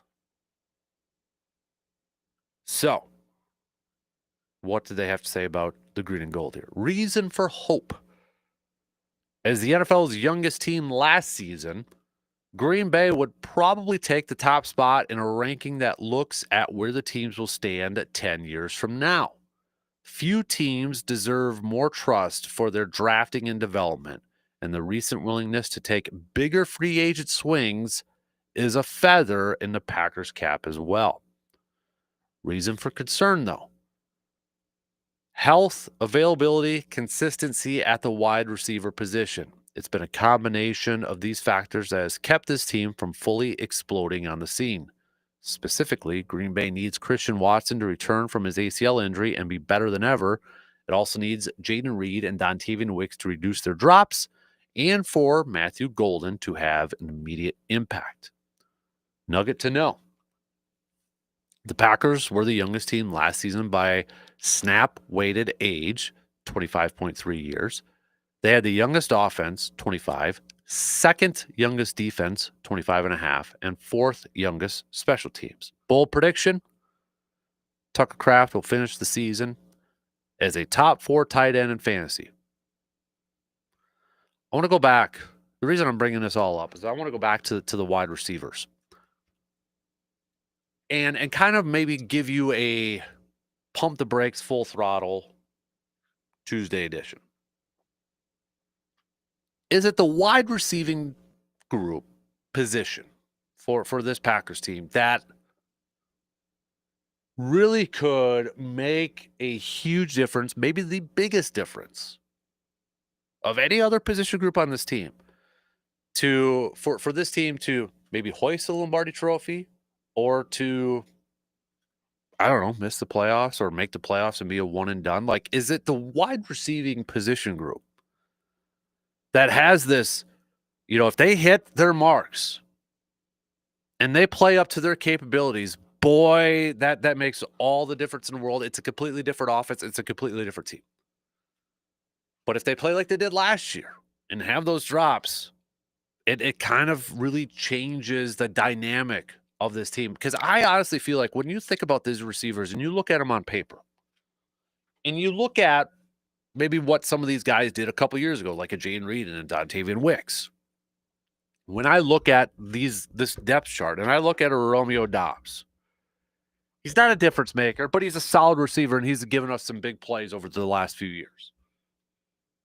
You look at Jaden Reed, maybe their most dynamic receiver right now. Had drop issues last year, though. Dontavian Wicks, you look at the advanced statistics of him getting off the line of scrimmage, and that's why you hear people mention Devontae Adams in the same breath with Dontavian Wicks. The way he can get off the line of scrimmage and his separation, the separation he creates from the corners. Doesn't matter, though, if you can't catch the dang ball. The talent is there, though. And then you throw in a Matthew Golden. Now, I'm just focusing on the wide receivers here. Take the tight ends away. And then maybe we get Christian Watson back in November. October, November. On paper. Okay, on paper. And when you look at some glimpses throughout their careers, that is a group, in my opinion, that's got a ton of talent. But it's also got a ton of potential. Now, potential could be a good thing and a bad thing. Obviously, when you think of potential, it's like it's a really good thing. But if you don't hit that potential, then you're like, gosh darn it, it's not a for sure thing. It's not a for sure thing. This group, I look at it, and I'm like, boy, they can really do some things. They could really, really do some things that are really exciting, potentially exciting. But if they don't, if they play like they did last year, it really handcuffs this team. It really handcuffs the offense. Yes, you have Josh Jacobs that you could lean on. Yes, you got some tight ends and Tucker Kraft, and hopefully Luke Musgraves takes a jump in year 3. But I look at these receivers, and I agree with the note where they say the reason for concern is the consistency at wide receiver. This is a group that has to be consistent. If this is a group that can be consistent week in, week out, game in, game out, it could be a dangerous group. But that's the thing. That's the phrase. That's the key there. Could be. They aren't right now. They're not the 2011 receiving group. That receiving group that had a Jennings, a Nelson, a Driver, a Jones, and a rookie Randall Cobb, where you were like 5, 6 deep. They're not there. You hope they can maybe get there. I think the potential is possibly there, but they're not consistent enough. But if they can be, if this is a group that could just catch the dang ball, this could be a dangerous group. And I think if they're clicking on all cylinders, if this is a wide receiver group that can click on all cylinders and play to the potential that they have, play to the level that they can play at, this is a group that can make all the difference in the world for the end result of this team for this season. It's just a big unknown at this point. And if we look at that first preseason game, you're probably like, I know a lot of people are like, oh boy, here we go again. Got a case of the dropsies. All right.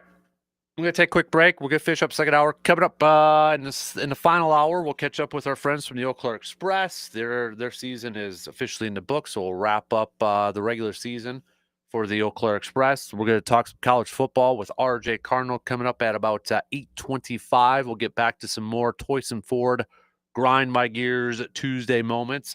We're going to finish up the second hour, though, with a little feature for the love of the game. That's coming up after these quick words.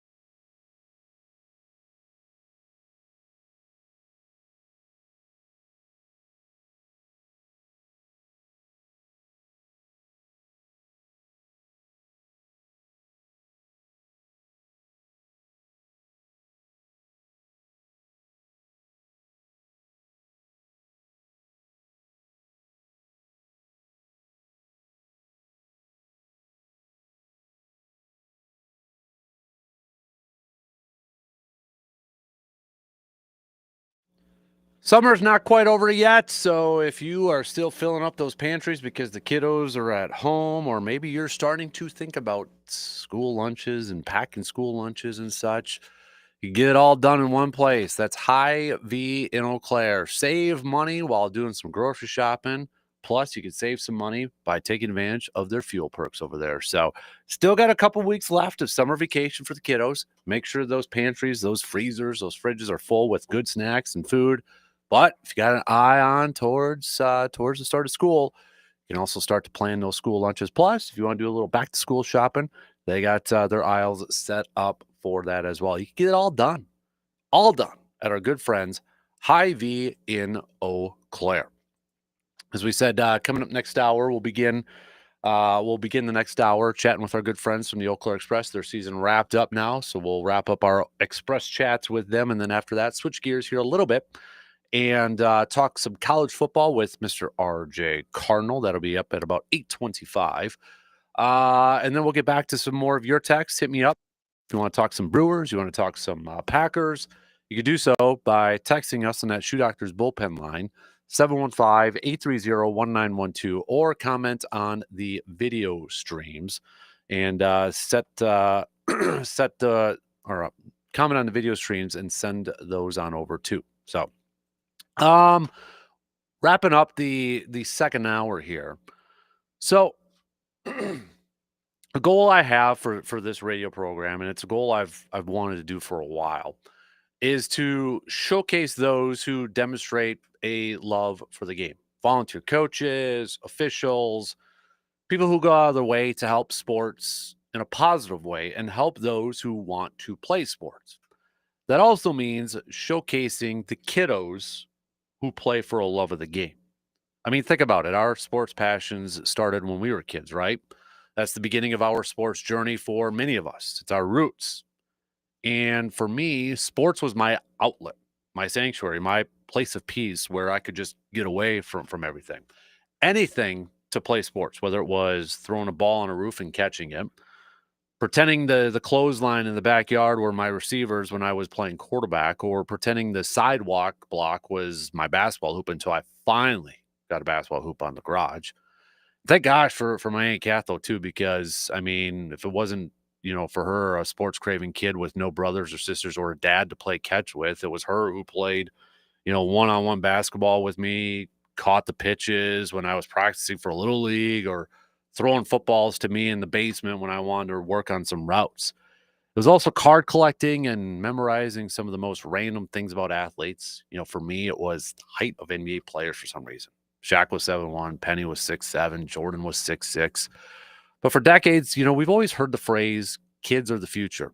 And in my opinion, that's the same for sports. While there's many issues with youth sports today, and I have a lot of them, those are mostly from the adults who, my opinion again, ruin it.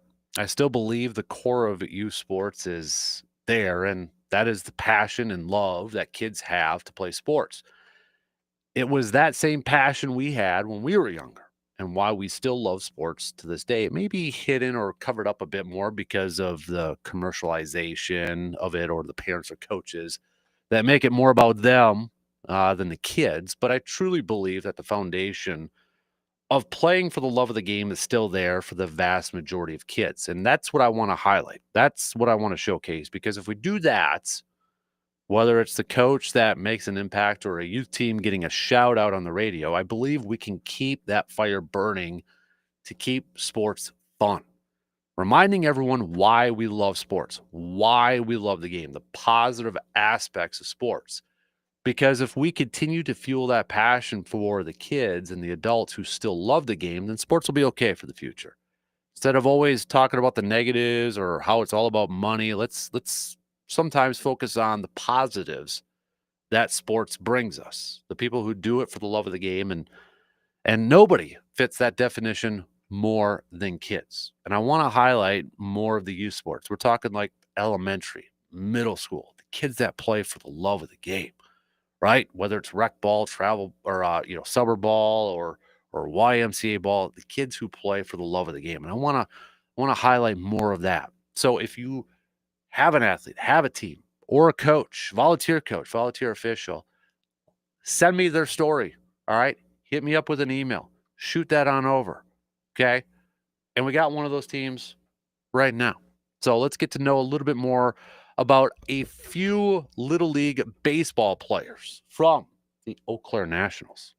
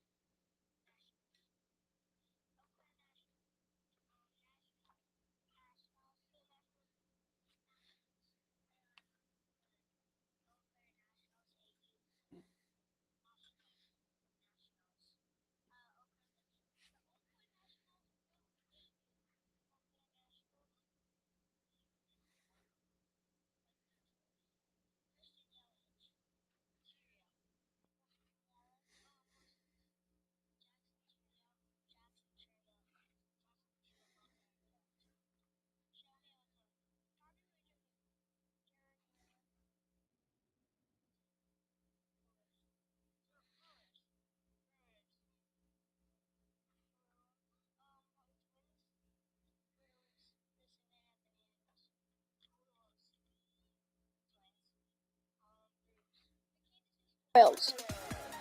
Boston Red Sox. What is your favorite sport? Every sport.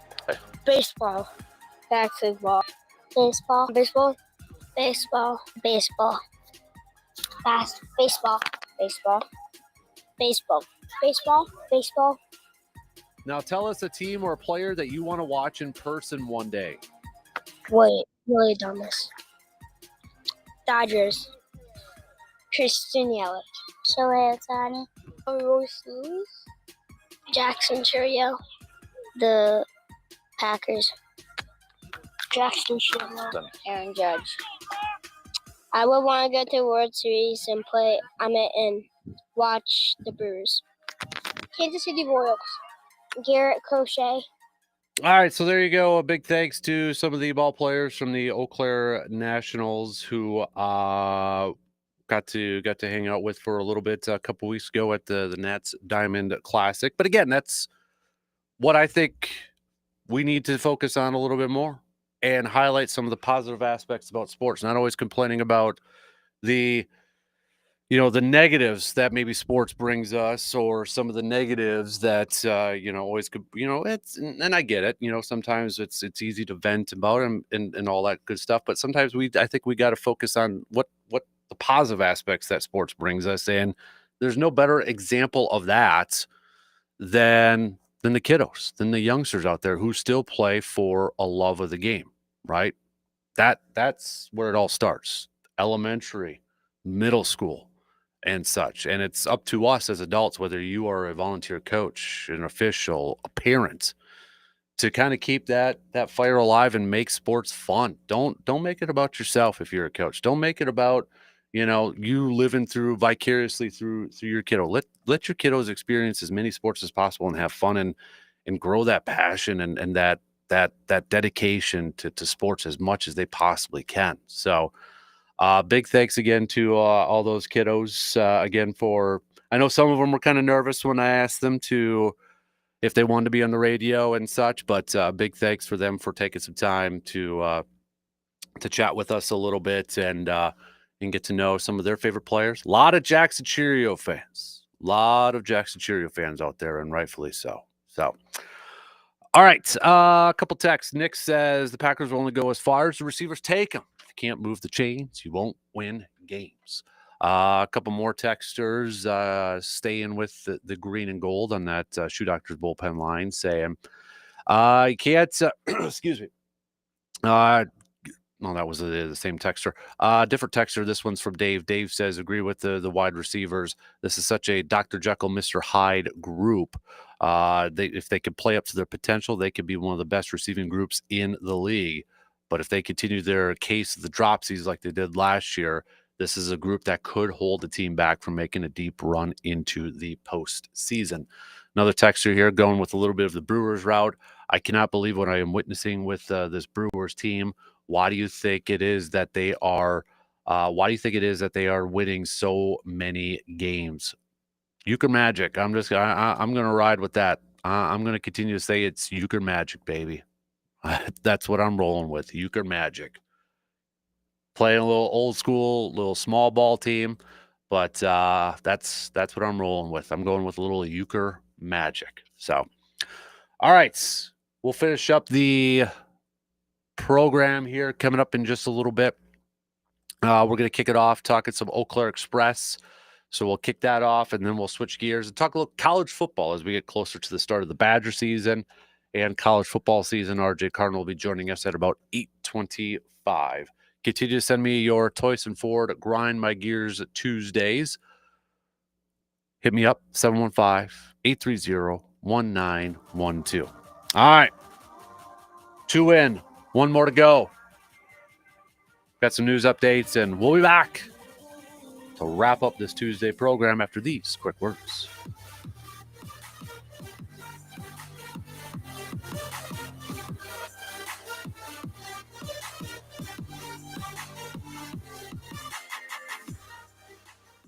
WAYY Eau Claire, W286CK Eau Claire, Sports Talk 105.1 and 790 AM. From the 715 Newsroom, it's your news done differently with Morgan McCarthy. Well, good morning. Here's what we're learning today. We'll start with headlines to keep us close to our area, and that includes a stop in the courts with additional charges being brought against a man already charged with homicide. 19-year-old Imarian Stonder is already in custody and accused of the January 25th shooting death of 21-year-old Andre Simmons. A review of Stogner's phone and social media accounts has led to new charges against him and another man in connection with the attack on a homeless man on a bridge. Those new charges include substantial battery. Well, a Chippewa County jail inmate is scheduled to appear in court today on accusations that he attacked multiple officers. 25-year-old Trevor Blackburn faces 2 counts of battery by prisoners and 4 other counts of battery to law enforcement officers stemming from something that happened in May of this year. A cash bond has been set at $10,000. Well, if you're in the Fall Creek area and heard sirens, it was likely crews headed to the scene of a fire. This was Monday afternoon at a house fire as crews were dispatched to an address on Victory Street about 4 in the afternoon. They did find smoke coming from the front of the home. Reports say that fire began in the kitchen. No reports of any injuries. Well, an update on a case that we were following this week with a woman who stabbed her friend years ago in an effort to summon the fictional Slender Man character will remain behind bars for at least a little while longer. Morgan Geyser was 12 when she and another friend lured a fellow 12-year-old, Peyton Leitner, into the Wisconsin woods in 2014 and stabbed her 19 times.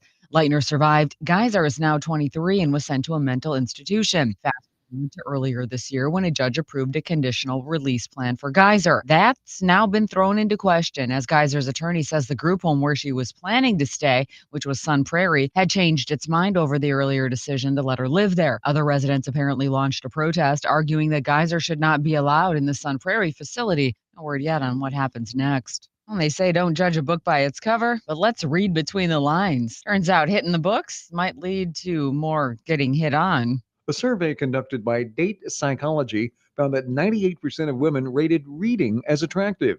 Following reading to even out the top 5 hottest male hobbies are learning a foreign language, playing an instrument, cooking, and woodworking.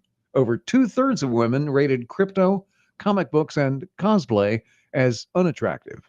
I'm Mark Mayfield. You know, Casper talks a big game like sports is his whole life, but it's not true. He has 3 other hobbies, and they are Crypto, comic books, and cosplay. For Sports Talk 105.1, I'm Morgan McCarthy.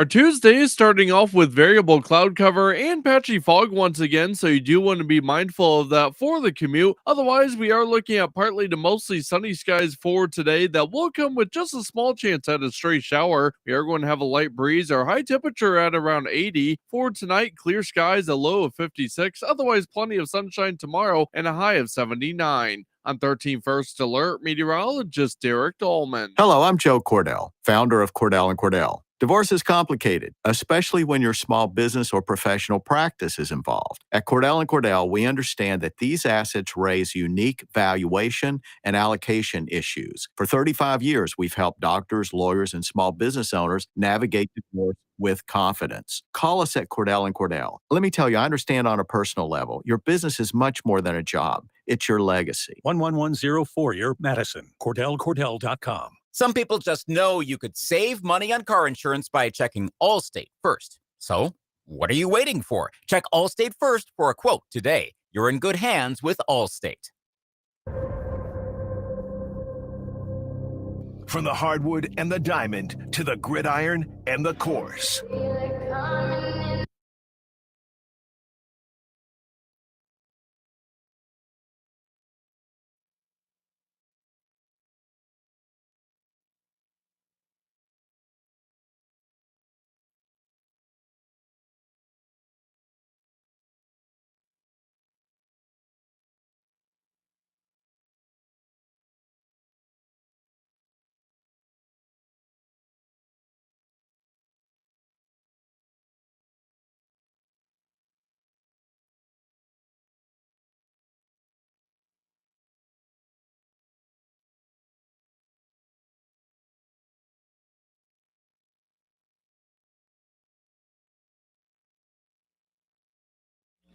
Final hour, kick it off on this Tuesday morning, August 12th. We're already approaching the halfway mark of this this summer. Can you believe it? A couple weeks, school starts, and don't tell my kid that though. So, but we appreciate you hanging out with us this morning. Coming up, we're going to switch gears and talk a little college football because it is almost the college football season coming up here in a couple weeks too. So, RJ Cardinal will be joining us to talk some Badger football, talk some Big Ten football. I don't know. How's your Oregon team going to do this year there, Sammy? I think they're going to do great. Let's be real. I think it's safe to say they'll do a lot better than the Badgers this year. We'll keep it that way. That game at Oregon is going to be so cool. Yeah. There's a tie-dye. Yeah. Oh. Are you going to go? I gotta look at our hockey I know. That voice you hear, of course, is Sammy, our good friend from the Express, general manager from the Express. The season now officially in the books. So, I mean, has it hit you yet that the season's over with? Is it still wrapping up some loose ends? I mean, where are you kind of at? Is it like a grieving process sort of thing? I mean, where's your mindset right now, a few days after the conclusion of the regular season? Yeah, so season is Saturday. Had Sunday to just kind of veg-ish. We did a lot of yard work, but yeah. You think a lot about everything that you just went through the last 2.5, 3 months, and then, said goodbye to some players on Saturday. Mm-hmm. But, and then I've been saying goodbye to players for like the last 2 weeks or so. And so you kind of like get through that first one that's pretty emotional. Yeah. And then after that, it's, they're all thanking you for, a great summer, everything that you did. And they're like, I hope I get to come back next year. It's like, well, we'd love to have you back. And, we had 5 players that were here for all 72 games, which is 72 games in like 78 days. Maybe they didn't play every single game, but their dedication to the Express was there for the entire summer. Mm-hmm. And so, it's those guys that you're extremely grateful for, and your interns that were here from, middle of May until the middle of August, away from home. Mm-hmm. We said goodbye to one of them yesterday, Elliot, our media relations intern. He's driving back to Denver today, then fly to Duke tomorrow to go back to school. Wow. And he just kept saying, I can't believe I'm going to be at school in 2 days. And so it's bittersweet when the interns start to leave. I think it's hitting me a little bit different this year because I have 2 interns that are staying the rest of the year because they're our special events interns. Okay. So Alexa and Raekwon, they go to UW Eau Claire. So they're going to be here until December. That's when their internship's going to end. So I think it's hitting me a little bit different this year just because I know I have 2 of them to keep. Right. That'll keep a little bit of summer normalcy with our off-season normalcy. Mm-hmm. Yeah. Is that different this year to have a couple interns going for the rest of the season or rest of the year? Yeah. So this internship will start for the next group for that specific position in January and will go until the end of the year. So they're in Okay. charge of planning like the concert with Tommy Boy. Mm-hmm. And they did all the bingo, the trivia, the watch parties during the season. And then they're thinking of some other things to do as well for, September, October, November. And then we're going to try and do something really big in December. That's awesome. Nice little tease there, huh? Yeah. I like it. Well, I mean, the end of the regular season, you had some fireworks, though, because a huge accomplishment for Dale Varsho and Vic Cable getting 700 career wins in the regular season. I mean, glad we got to at least get that, Yeah. right? I mean, that's a huge milestone. Yeah, that was awesome. It was fun to watch. It was a great game. Oh my gosh. That's probably one of our defensive wise, one of our best games. Mhm. Cohen Gomez pitched a complete game and scoreless and that's body rare. slammed a guy trying to, that got stuck in a pickle between third and home. And that was just an awesome game. So to be Mhm. able to add on top of Dale and Vic's 700th win, that was our first, I believe, either our first complete game since 2017. Wow. Yeah, talk about rare. Pete, if you're listening, please correct me if I'm wrong. Yeah. But I believe that's what I've seen. That's amazing. So, I mean, was it typical, Dale, like just kind of brushing it off and sort of stuff? Yeah, just like, whatever sort of thing. He did let us play a video for him and Vic on Saturday, which had that 700th call and a completion of different alumni throughout the last 20 years. Oh, wow. Congratulating them on 700 wins. That's with really Alex cool. Call, Caleb Boucher, Carter Graham, Reed Latimer, Steve McQuiggan, and just a whole bunch of other alumni, some that were there for win one. Right. That's awesome. That is a really cool gesture Yeah, to do it was that. awesome. So now we got to get up to 1,000. So Yeah. Stay around, Dale and Vic. Got to get to 1K. I don't know if anybody's going to, right? But I don't know if anybody's going to top that in Northwoods League. No, I mean, there's a couple coaches that are not far behind them, but I mean, they still have a good ways to go, but they're also both older. Mm-hmm. Right. So they're definitely both older than Dale and Vic. I would say, I just, I don't want to speak for Dale, but I almost feel like he'd be like, that just tells me I've been doing this for a long time and I'm old. Yeah. Sort of pretty thing. much. But that's such a huge milestone and accomplishment that, well done recognizing that. And good job. Congrats to Dale and Vic for that too. So that's a really cool. It's a lot of wins, but it also just shows how many players have come through this organization and how many people that the Express have impacted with each one of those wins, that there's something behind every single one of them. Mhm. So yeah, that's awesome. Speaking of some of those players too, postseason All-Stars, most since 2010 did I see for the Express? Which is crazy because we were looking back in 2019, we had 6 All-Stars, but we had 1 postseason All-Star, and we made it to the championship game that year. So it was kind of just crazy how that second half of that season worked out, where we just didn't end up having anyone. But yeah, we had 3 this year, the most since 2010, which was the championship year. Mm-hmm. And then Moran was your team MVP. I saw the photo. That's a sweet bat, by the way. Yeah, I had that made. And it was, I didn't really know what I was going to do with it. And then I started like, well, I want to do something for the team MVP. And so when I asked Dale who the team MVP was, and he said it was going to be JJ Moran. And I asked him, what does it take? What is a team MVP based on? And he goes, JJ demonstrates strong leadership qualities both on and off the field, who inspires and motivates their teammates, contributing to a positive team environment. That's an MVP right there. Yeah, absolutely.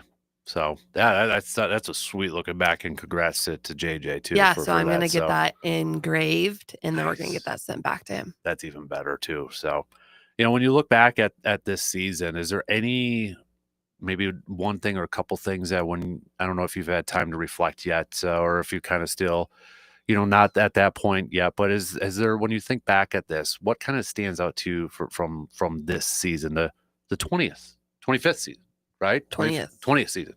Me and math suck right now. 20th season for the Express. Is anything kind of really stand out to you, or maybe a few different moments? Oh, I mean, wow, that's hard. Yeah. I think just growth We brought in the WNB financial video board Yeah. this year, and that was a huge game changer for us and just what we were able to do, and what we're going to be able to do next year is even bigger, and just the plans that we have for it. And I think, I don't know, my group of interns that I had, so I had 10 of them all together. Some of the most hardworking interns that we've ever had. They were just a great group of kids. So I think that just their like I said, their dedication just to being here, Mm-hmm. and giving it their all for 3 months for, you know, a place that you hope that they remember, Yeah. will always stand out to me because I know how hard that is to be away from home. But I don't know. I just think overall, we may not have had a winning season, but this, was a great group of guys. They, were there signing autographs after every loss, every Mm-hmm. win. They were still polite when they came up and ate their post-game meal, and even when I made them do hot yoga.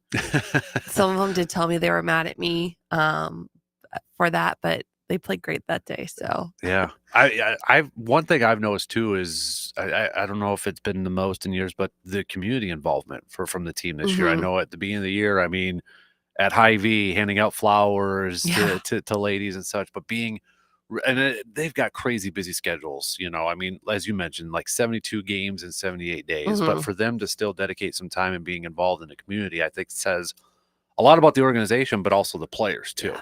And To I have think that. they all enjoyed it. They were all such great sports about it. I think another thing is thinking about Eddie getting his suit from Jay Bradley, Mm-hmm. and just the look on his face when he looked at me like, this is sweet. Yeah. And he just was so grateful for it. Mm-hmm. And so it's, you're like, oh yeah, we picked a good one. Yep. And so it's just the little things like that that people probably won't ever know that happened, but what's going to leave a lasting impact on all of us in our organization. Mm-hmm. Exactly. So we know what's on the docket for you. You don't really have any time out. You got a lot of hockey Yeah. coming up with the family, but from express side of things, what's like the immediate game plan, or what kind of like on the calendar that you guys do? Is it a lot of looking back, assessing, evaluating sort of stuff? What's kind of that timeline like? Yeah. So we'll definitely probably be meeting here, hopefully within the next month, just to kind of talk about how this season went and what could have gone better and what our expectations are for next year. Mm-hmm. And then we just jump right into renewal season. We've already started renewing our quick trip 5-game packs and our season tickets. We probably have seen a high in our renewals this year. We started doing that about a week and a half ago at the ballpark. Mm-hmm. And one of my ticket sales, she just works in the box office, but she's been so excited with every new person that comes and gets a 5-game pack or season tickets with her. So we've seen a huge renewal this year, and then just trying to reach out to groups and sponsors and just start planning for next year, and then wait for the schedule to come out in like December. Mm-hmm. Then, When is the league meetings usually? Northwoods League meetings. Are those in they the winter too, are or in like mid-September. oh, September? So actually next month, kind of coming up next month. Yes. It is August. Yeah. So wow. I'm trying to think. I think they're mid-September.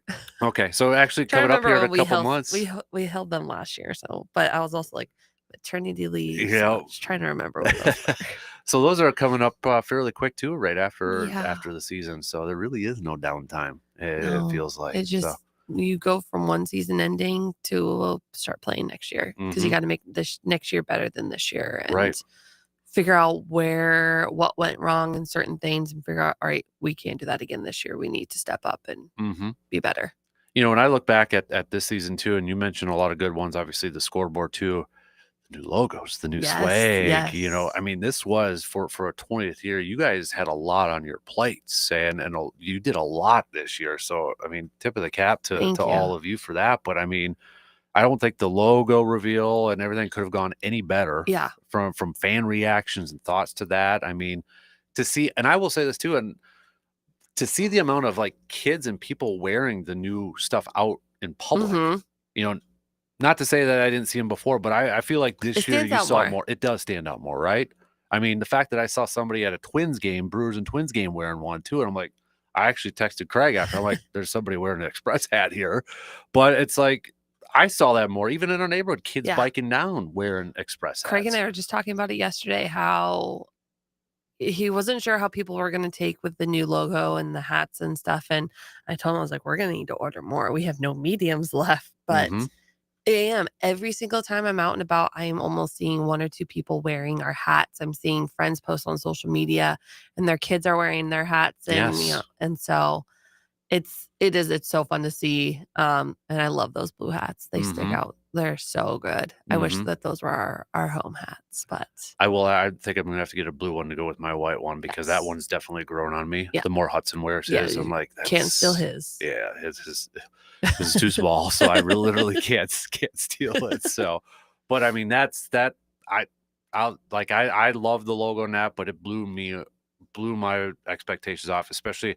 The thing that stands out to me was on mowing the lawn, and they had these 2 kids riding down their bikes in the street, and both of them were wearing one of the Express hats. I'm like, I don't remember seeing so many kids wearing Express stuff, and that's what it's about too, right? It's the kiddos, the young fans. It's all about the kids and the next generation. And I love seeing how excited they get to be when a player gives them a ball, or they get to get their signatures, and so. You know, you're doing something right. And I hope these parents of our players feel like they've done something right when, the kids are so excited to meet them. Yeah. I mean, we did our birthday party there this year for Hudson, and seeing the kids, how, like, one of my favorite pictures that my wife took is like, they're all lined up on the fence, just watching and hoping for a foul ball, or hoping a player, or like they're talking to the opposing pitchers, like, well, how fast can you throw, and credit to all the players in the Northwoods League too, not just but they interact with those kids and talk with them and such too, which I think, for a kid who's 7, 8 years old, that's a huge moment for them.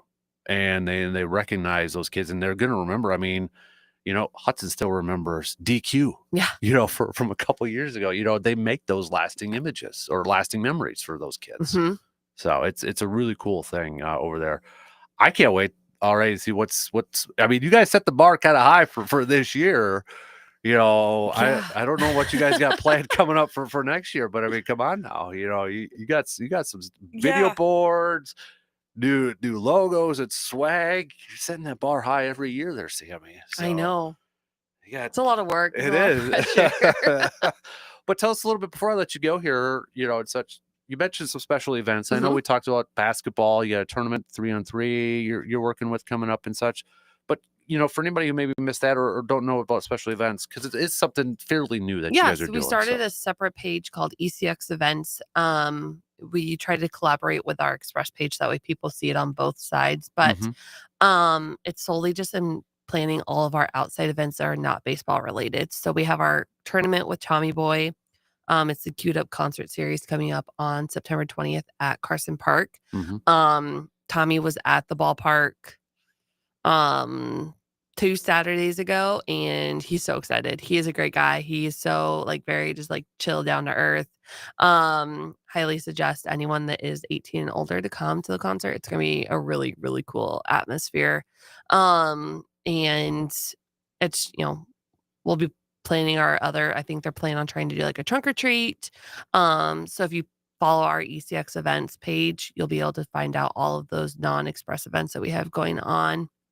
We'll eventually have a tab on our website as well for you to be able to find out on the special events page as well. But check out the ECX Events on Facebook and Instagram. Nice. Well, you try to get some downtime. I know with the little guy who's almost going to be 1 here. Yeah, we don't like to talk about that one. Okay, we won't talk about that one. We won't talk about that one. But hockey and such, try to get some downtime. Yeah, some sleep. Some sleep and such too. So, but congrats on a very successful season. Thank you guys for being a part of it. Oh no, we appreciate it. Thank you for letting us be a part of it. So, I mean, I know Hudson's gonna miss not going to ball games for a while now too, because he's already is the Express place. No, they don't play this weekend, but sorry. That's my least favorite thing that I hear.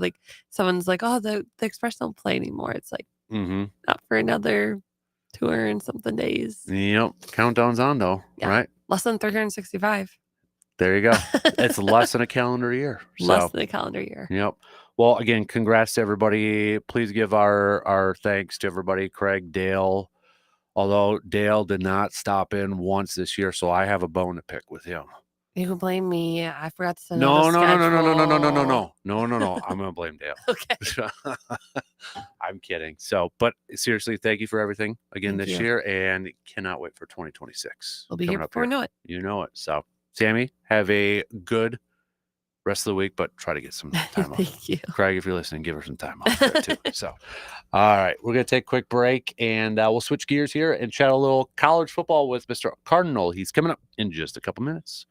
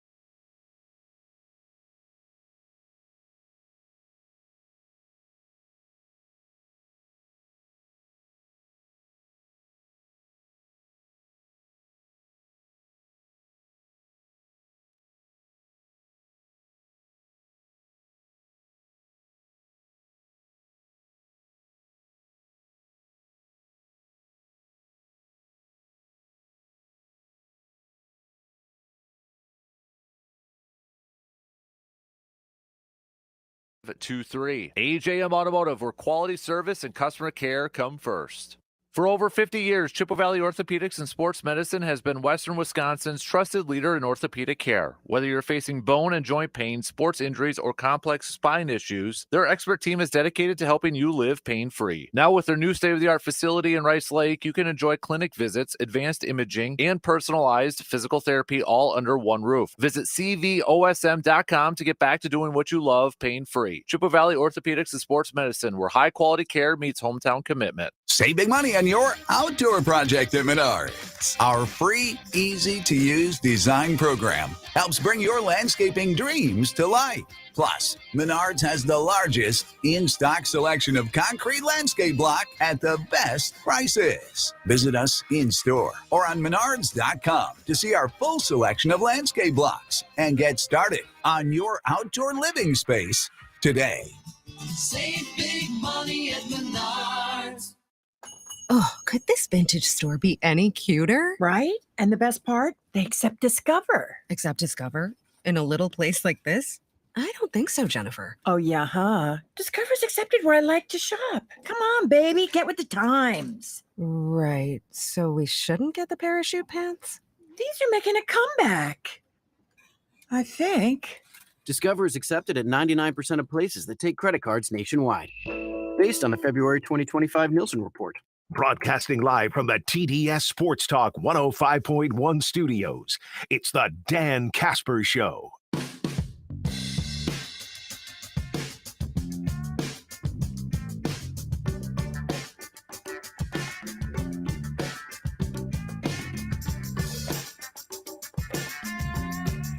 Big thanks to Sammy from the Express again for joining us this morning. If you missed any portion of that conversation, we'll put it up in the All Aboard the Eau Claire Express podcast. Even though the Express season may be over with, that doesn't mean summer's over with, and that doesn't mean putting the brats on the grill. Head on over to our good friends Mike's Star Market in Eau Claire. Check out all the different flavors of brats that they have for your tailgate parties or your backyard barbecues, or maybe it's just a little Tuesday night dinner that you got planned up here too. So, plus, just a quick little PSA last Saturday with all the rain that was going on, their car show, they had to reschedule, so it's going to be this Saturday. So you get another shot this Saturday, August 16th from 12 to 6. So if you want to bring your car over or you want to check out some sweet cars, it's coming up this Saturday. Just reach out if you want to bring your vehicle, your car over. Reach out to either Mike or Sarah at Mike's Star Market. Okay. All right. Bottom of the hour here. Let's talk a little college football with our dude, Mr. RJ Cardinal, who's joining us this morning. RJ, what's going on, man? How you doing? Oh, nothing much. Kind of waiting on football now because of how good the Brewers are doing. I mean, I know. Depending on where you look at it, we got like a 746 win percentage since June, or since the mathematical middle of the season, it's like 785. Wow. Which is ridiculous. But judging by how the Packers played Sunday and what the Badgers are projected, I think somebody made a deal to have our football team stuck this year to have maybe baseball success. It's euchre magic. That's what I'm saying. It's euchre magic. So Yes, and I'm all about it right now. I mean, I know you're a big Brewers fan here too, RJ. I mean, they're on pace to have 101 wins. Their franchise record is 96. Think they'll top that this year? I don't know, because I mean that's over half the games left. And now, granted, I just brought up the 746 and 785 win percentage, depending on dates and things like that. So I mean, it could happen, but maybe surpassing the 96. But I mean, because that gets you half. I guess half would tie 96 of your 44 remaining games. So maybe getting past that, but I'm not sure breaking the 100 right now, just because, I mean, almost mathematically, with just logically thinking about it, it shouldn't happen. Right. So, man, I can't remember another. I mean, it's happened a few times, but we're in the middle of August, and still, it's Brewers are the highlights right now, and rightfully so. And I'm okay with that. 2018, you had the Badgers, Packers, and Brewers all doing pretty well. And there was that.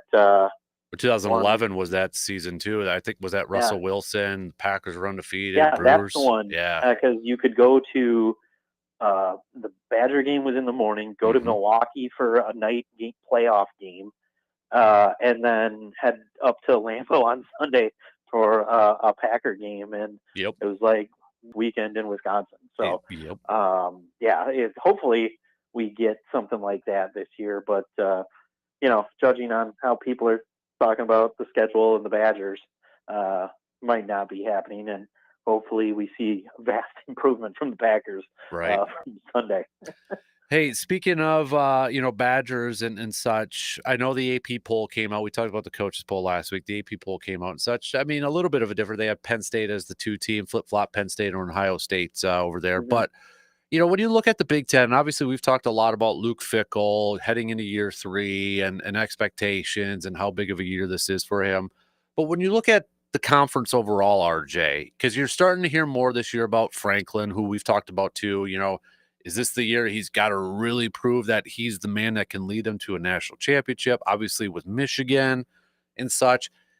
Is Luke Fickell the coach in the Big Ten with the most to prove this year or the most pressure, or do you think it's Franklin? Do you think it's somebody else? How would you assess that from the Big Ten Conference? I think it's Franklin because, like we've talked about before, recruiting wise, he does great. In games, in regular season, he does well. He beats who he's supposed to, but his big game record isn't that great. And I mean, I guess lately they've been winning bowl games, so that's a plus for them. But still, as you look at him as a big game coach, I'm not sure it's there for him. And at some point, I would think Penn State fans will get restless with just winning the regular season and not necessarily position yourself for a national championship. So I guess this year, when you start the year at 2-3, right there, everybody says you're set up to be in the talk of a national championship. So it'll be interesting to see how he and the team react this year of having the target on their back rather than being the third or fourth team in the Big Ten behind, Ohio State, Michigan, and Oregon. So, I think probably James Franklin. And, I mean, here definitely Fickell has something to prove, but I don't think anybody outside of the program this year is expecting anything. So is he on a hot seat? Maybe. Does anybody really care? No. Right. Yeah, I think there's a lot of intriguing storylines in the Big 12. Like, how much pressure do you think Bielema is at Illinois with them coming in ranked at number 12? See, and there's another one. Their schedule is ranked one of the easiest in the country. Mm-hmm. They avoid a lot of the bigger teams, and that's even saying with Wisconsin on there. So they're in a long-term commitment there, and they understand where they were not too long ago. So I think they're fine with keeping the seasons improving as they're going along here, as long as it's a step in the right direction. I mean, you can't regress this year, especially with the schedule, at least on paper, that they're looking at. But they're very happy with what they have down in Champaign, and I think there's not a lot of pressure on them right now, even though they're ranked 12th in the preseason. Mm-hmm. RJ, no Badger football. What they had the night practice game this past weekend and such. Anything you heard, anything you saw, or that kind of maybe stood out to you from that? Well, outside of some injuries coming from it, yeah. So the hits keep on coming to the O line there, but it sounds like the offense is looking pretty good. The defense, DBs are making plays, which is good since you had half the room leave before Xavier Lucas, and then Xavier Lucas left, and you had to really hit the portal real quick to bring some guys in. So it sounds like the DBs, hopefully that just means they're doing well against a good offense, and not that the offense is but we're hearing good things about the quarterback play, both from Billy Edwards, who yesterday went down with a bit of a knee injury, but just bumped his knee with somebody else, and even he's calling it a knee bruise. And Danny O'Neal apparently yesterday was turning heads with his play after Billy Edwards went down. So hopefully it's still one of those. I don't think we ever want to think about having to play the backup. Right. We've seen how that has gone the past couple of seasons, but you brought in a guy who in Danny O'Neal, who seems like he's the backup right now, because Carter Smith is still practicing with the threes and the transfer from Southern Illinois is actually taking some reps with the twos as well, along with O'Neill. So, but I guess that's why they brought him in, to be able to have 4 quarterbacks in that room at least. I think it's only at 4. Yeah, so it seems like some good things are coming from the quarterback room. Everybody is in pretty much awe of the linebacking core right now, which we're used to that at Wisconsin. It's looking like one of the more formidable duos at inside linebacker, as well as our outside linebackers looking like they're going to be able to get to the passer. And hopefully, with Tressel saying it's going to be a more attacking defense, we'll see havoc being created and hopefully being able to stop the run. How much have you heard, or what should maybe be the expectations on Tucker Ashcraft this year? Reading a little bit from Colton Bartholomew earlier this morning, and it sounds like he had one of his better practices and such. But for the third-year tight end, and we've talked we could go down the history of tight ends at Wisconsin. What should that expectation be for Tucker this year? Well, especially with the switch to the new offense, where there's going to be a little more emphasis on the tight end. Hopefully, with the increased role that we're expecting, we're going to see him. Coming out of high school, he's one of the top tight ends in the country. Committed to Colorado before Dion took over, and then never heard from them. Ended up here at Wisconsin, and we've seen him have the capability to make some pretty great catches. So hopefully, as this offense is returning more towards what we expect from Wisconsin offense, or we know that we've seen from a Wisconsin offense, that his ability to kind of create mismatches, and I mean, he's not the kind that's going to pull away from people, but even in coverage, we've seen him make some good catches. I'd like to see that next step forward to be a guy who's a reliable receiver, along with some of these receivers that, I guess I forgot to mention them, but the receiving core this year as well is I guess he can have a good time of being the third or fourth option when he's not the primary target. But really looking forward to seeing, I guess, really the tight ends as a whole that we haven't seen in a couple of years be utilized at all. But I think Ashcraft should be able to make that step in a new offense that kind of uses tight ends a little more. Mm-hmm.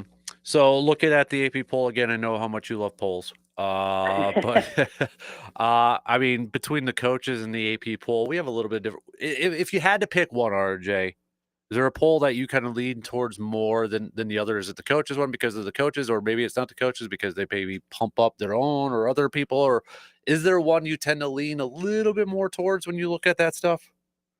Probably the AP, because in the coaches poll, I'm not sure how many coaches actually fill it out. Yeah.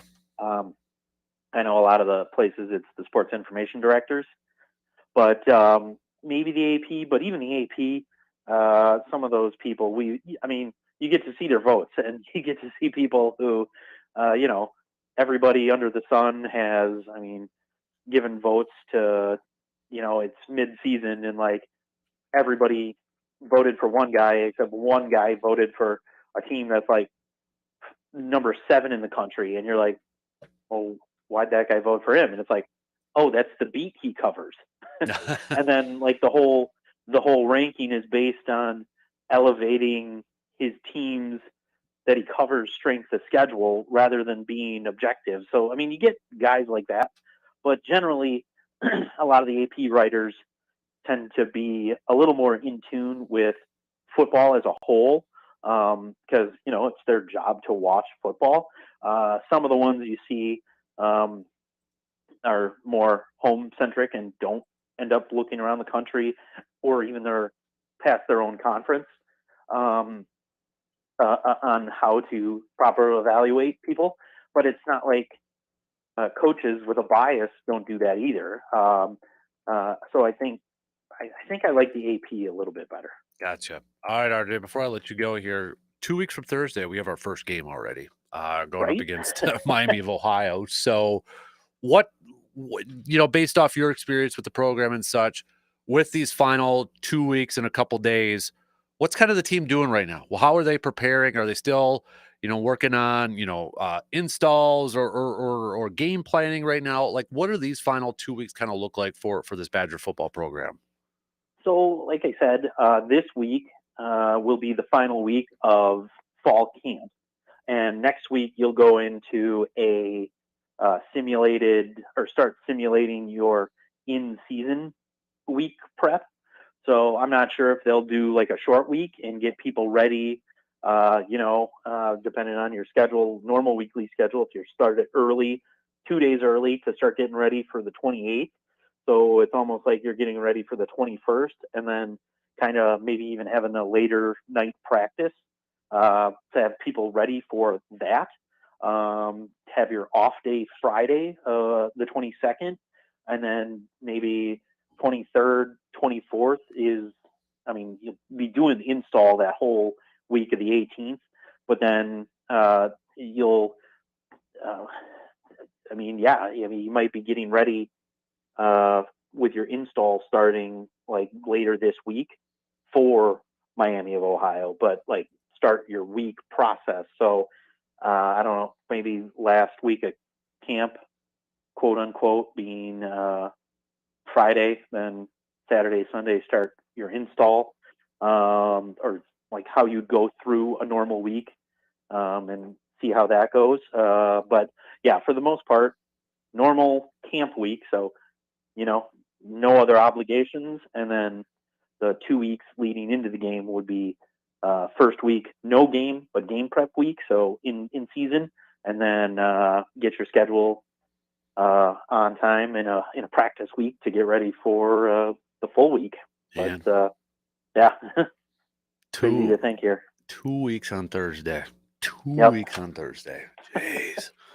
RJ, appreciate the time as always, buddy. We're getting closer and closer to breaking down games and such. So Yes, we are. Yeah, you enjoy the rest of the week. You enjoy the rest of the couple weeks here before we really get in, and maybe the stress level and anxiety level rises a little bit. Blood pressure rises a little Right. bit. I mean, hell, we have a couple more. At least one more Packer game, 2 more Packer games. 2 more before preseason the games. Badgers- So yeah. before the Badgers play. Yeah. So we'll look forward to it. And I mean, at least I don't have to wait until 7 p.m. at night to watch the Packers now, because Right. they got a noon and then a mid-afternoon. Mhm. So testing out all the schedules they can except Monday or Thursday. Yep, exactly. So, dude, appreciate it as always, man. Enjoy the rest of your week, and we'll catch up with you next week. Okay, bud? Sounds good. We will talk to you then. You got it. RJ Cardinal joining us here this morning. Good stuff from him as always. Let's take a quick break, and we'll wrap up this Tuesday morning with some picks. Will the Brewers get a win against Paul Skeens tonight to secure another series win? We got that and more coming up after these quick words.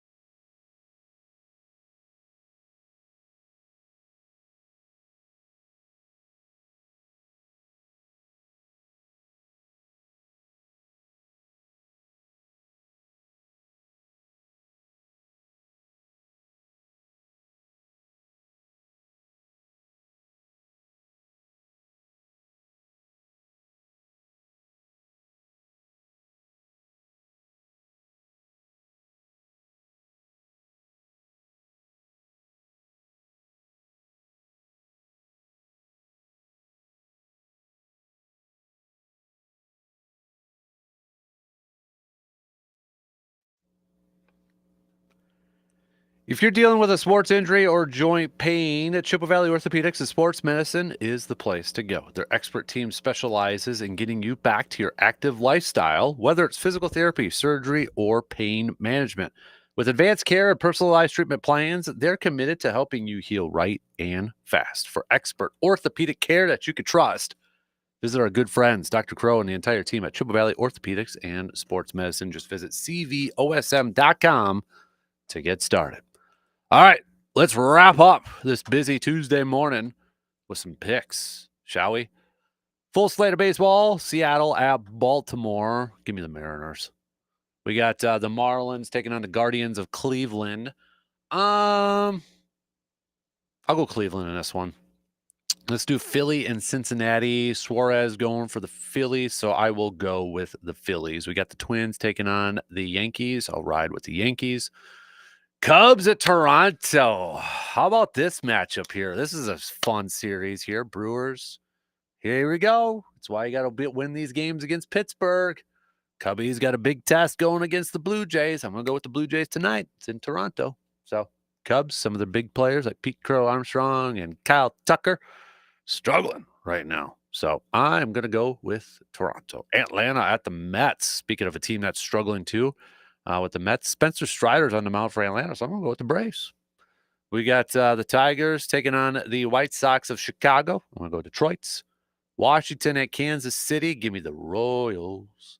We've got the Rockies and Cardinals. I'll ride with the Cardinals in this one. Diamondbacks, Rangers. I'll go with the Rangers. Red Sox, Astros. I'll go with Houston. Dodgers taking on the Angels. I'll go with the Dodgers. Padres at the Giants. Nestor Cortez going for the Padres. Robbie Ray for the Giants. I'll go Giants in this one. Tampa Bay and the Athletics. I'll go Tampa Bay. And then finally, Brewers. Oh, boy. Peralta, Skeens.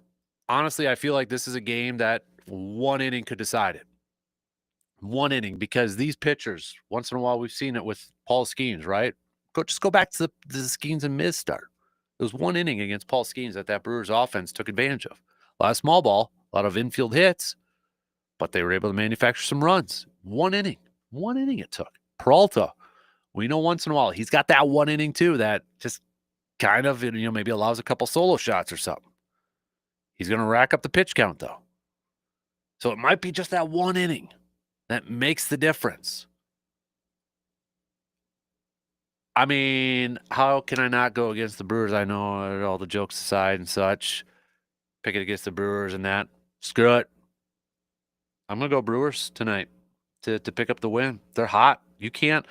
The level of confidence that this team has right now, throw out the numbers. Throw out the statistics, the offensive numbers, the pitching numbers, whatever you want to throw out there. Throw those out.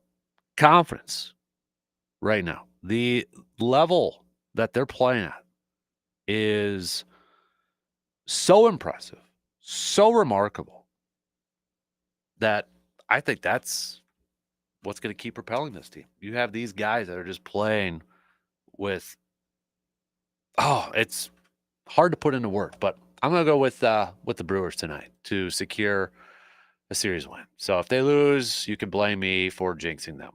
All right. Brian with a message on our Facebook video stream. Son and I were at the game this past Sunday at AmFam Field.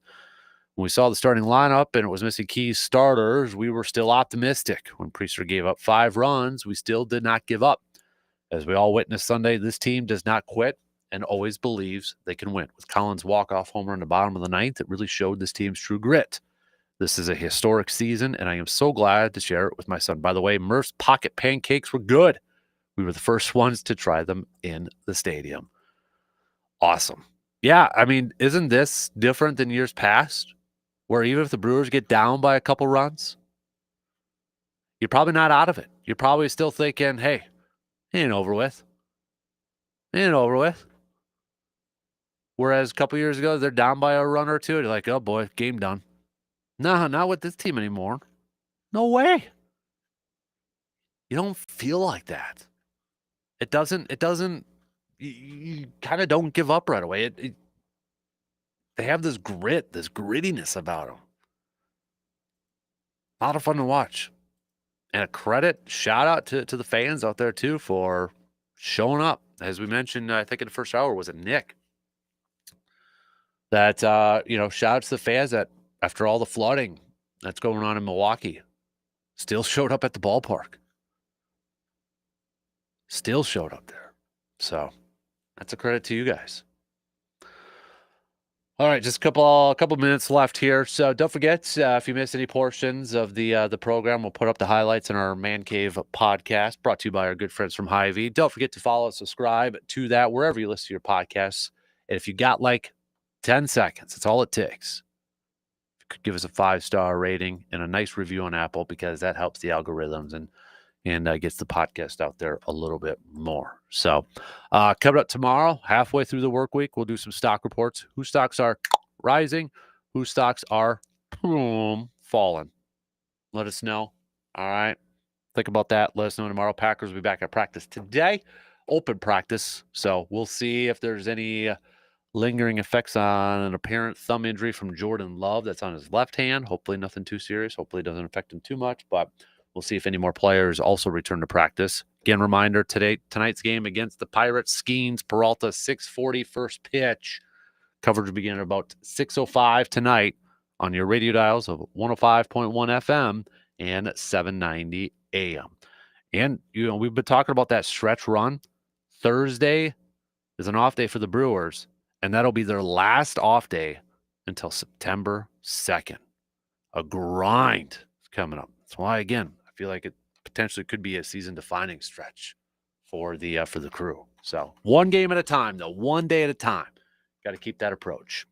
Have a good rest of your day. We'll be back at it again tomorrow morning. Same place, same time, 6 a.m. Bring the coffee. We'll be here. All right. Be good, you crazy cats. Talk to y'all tomorrow.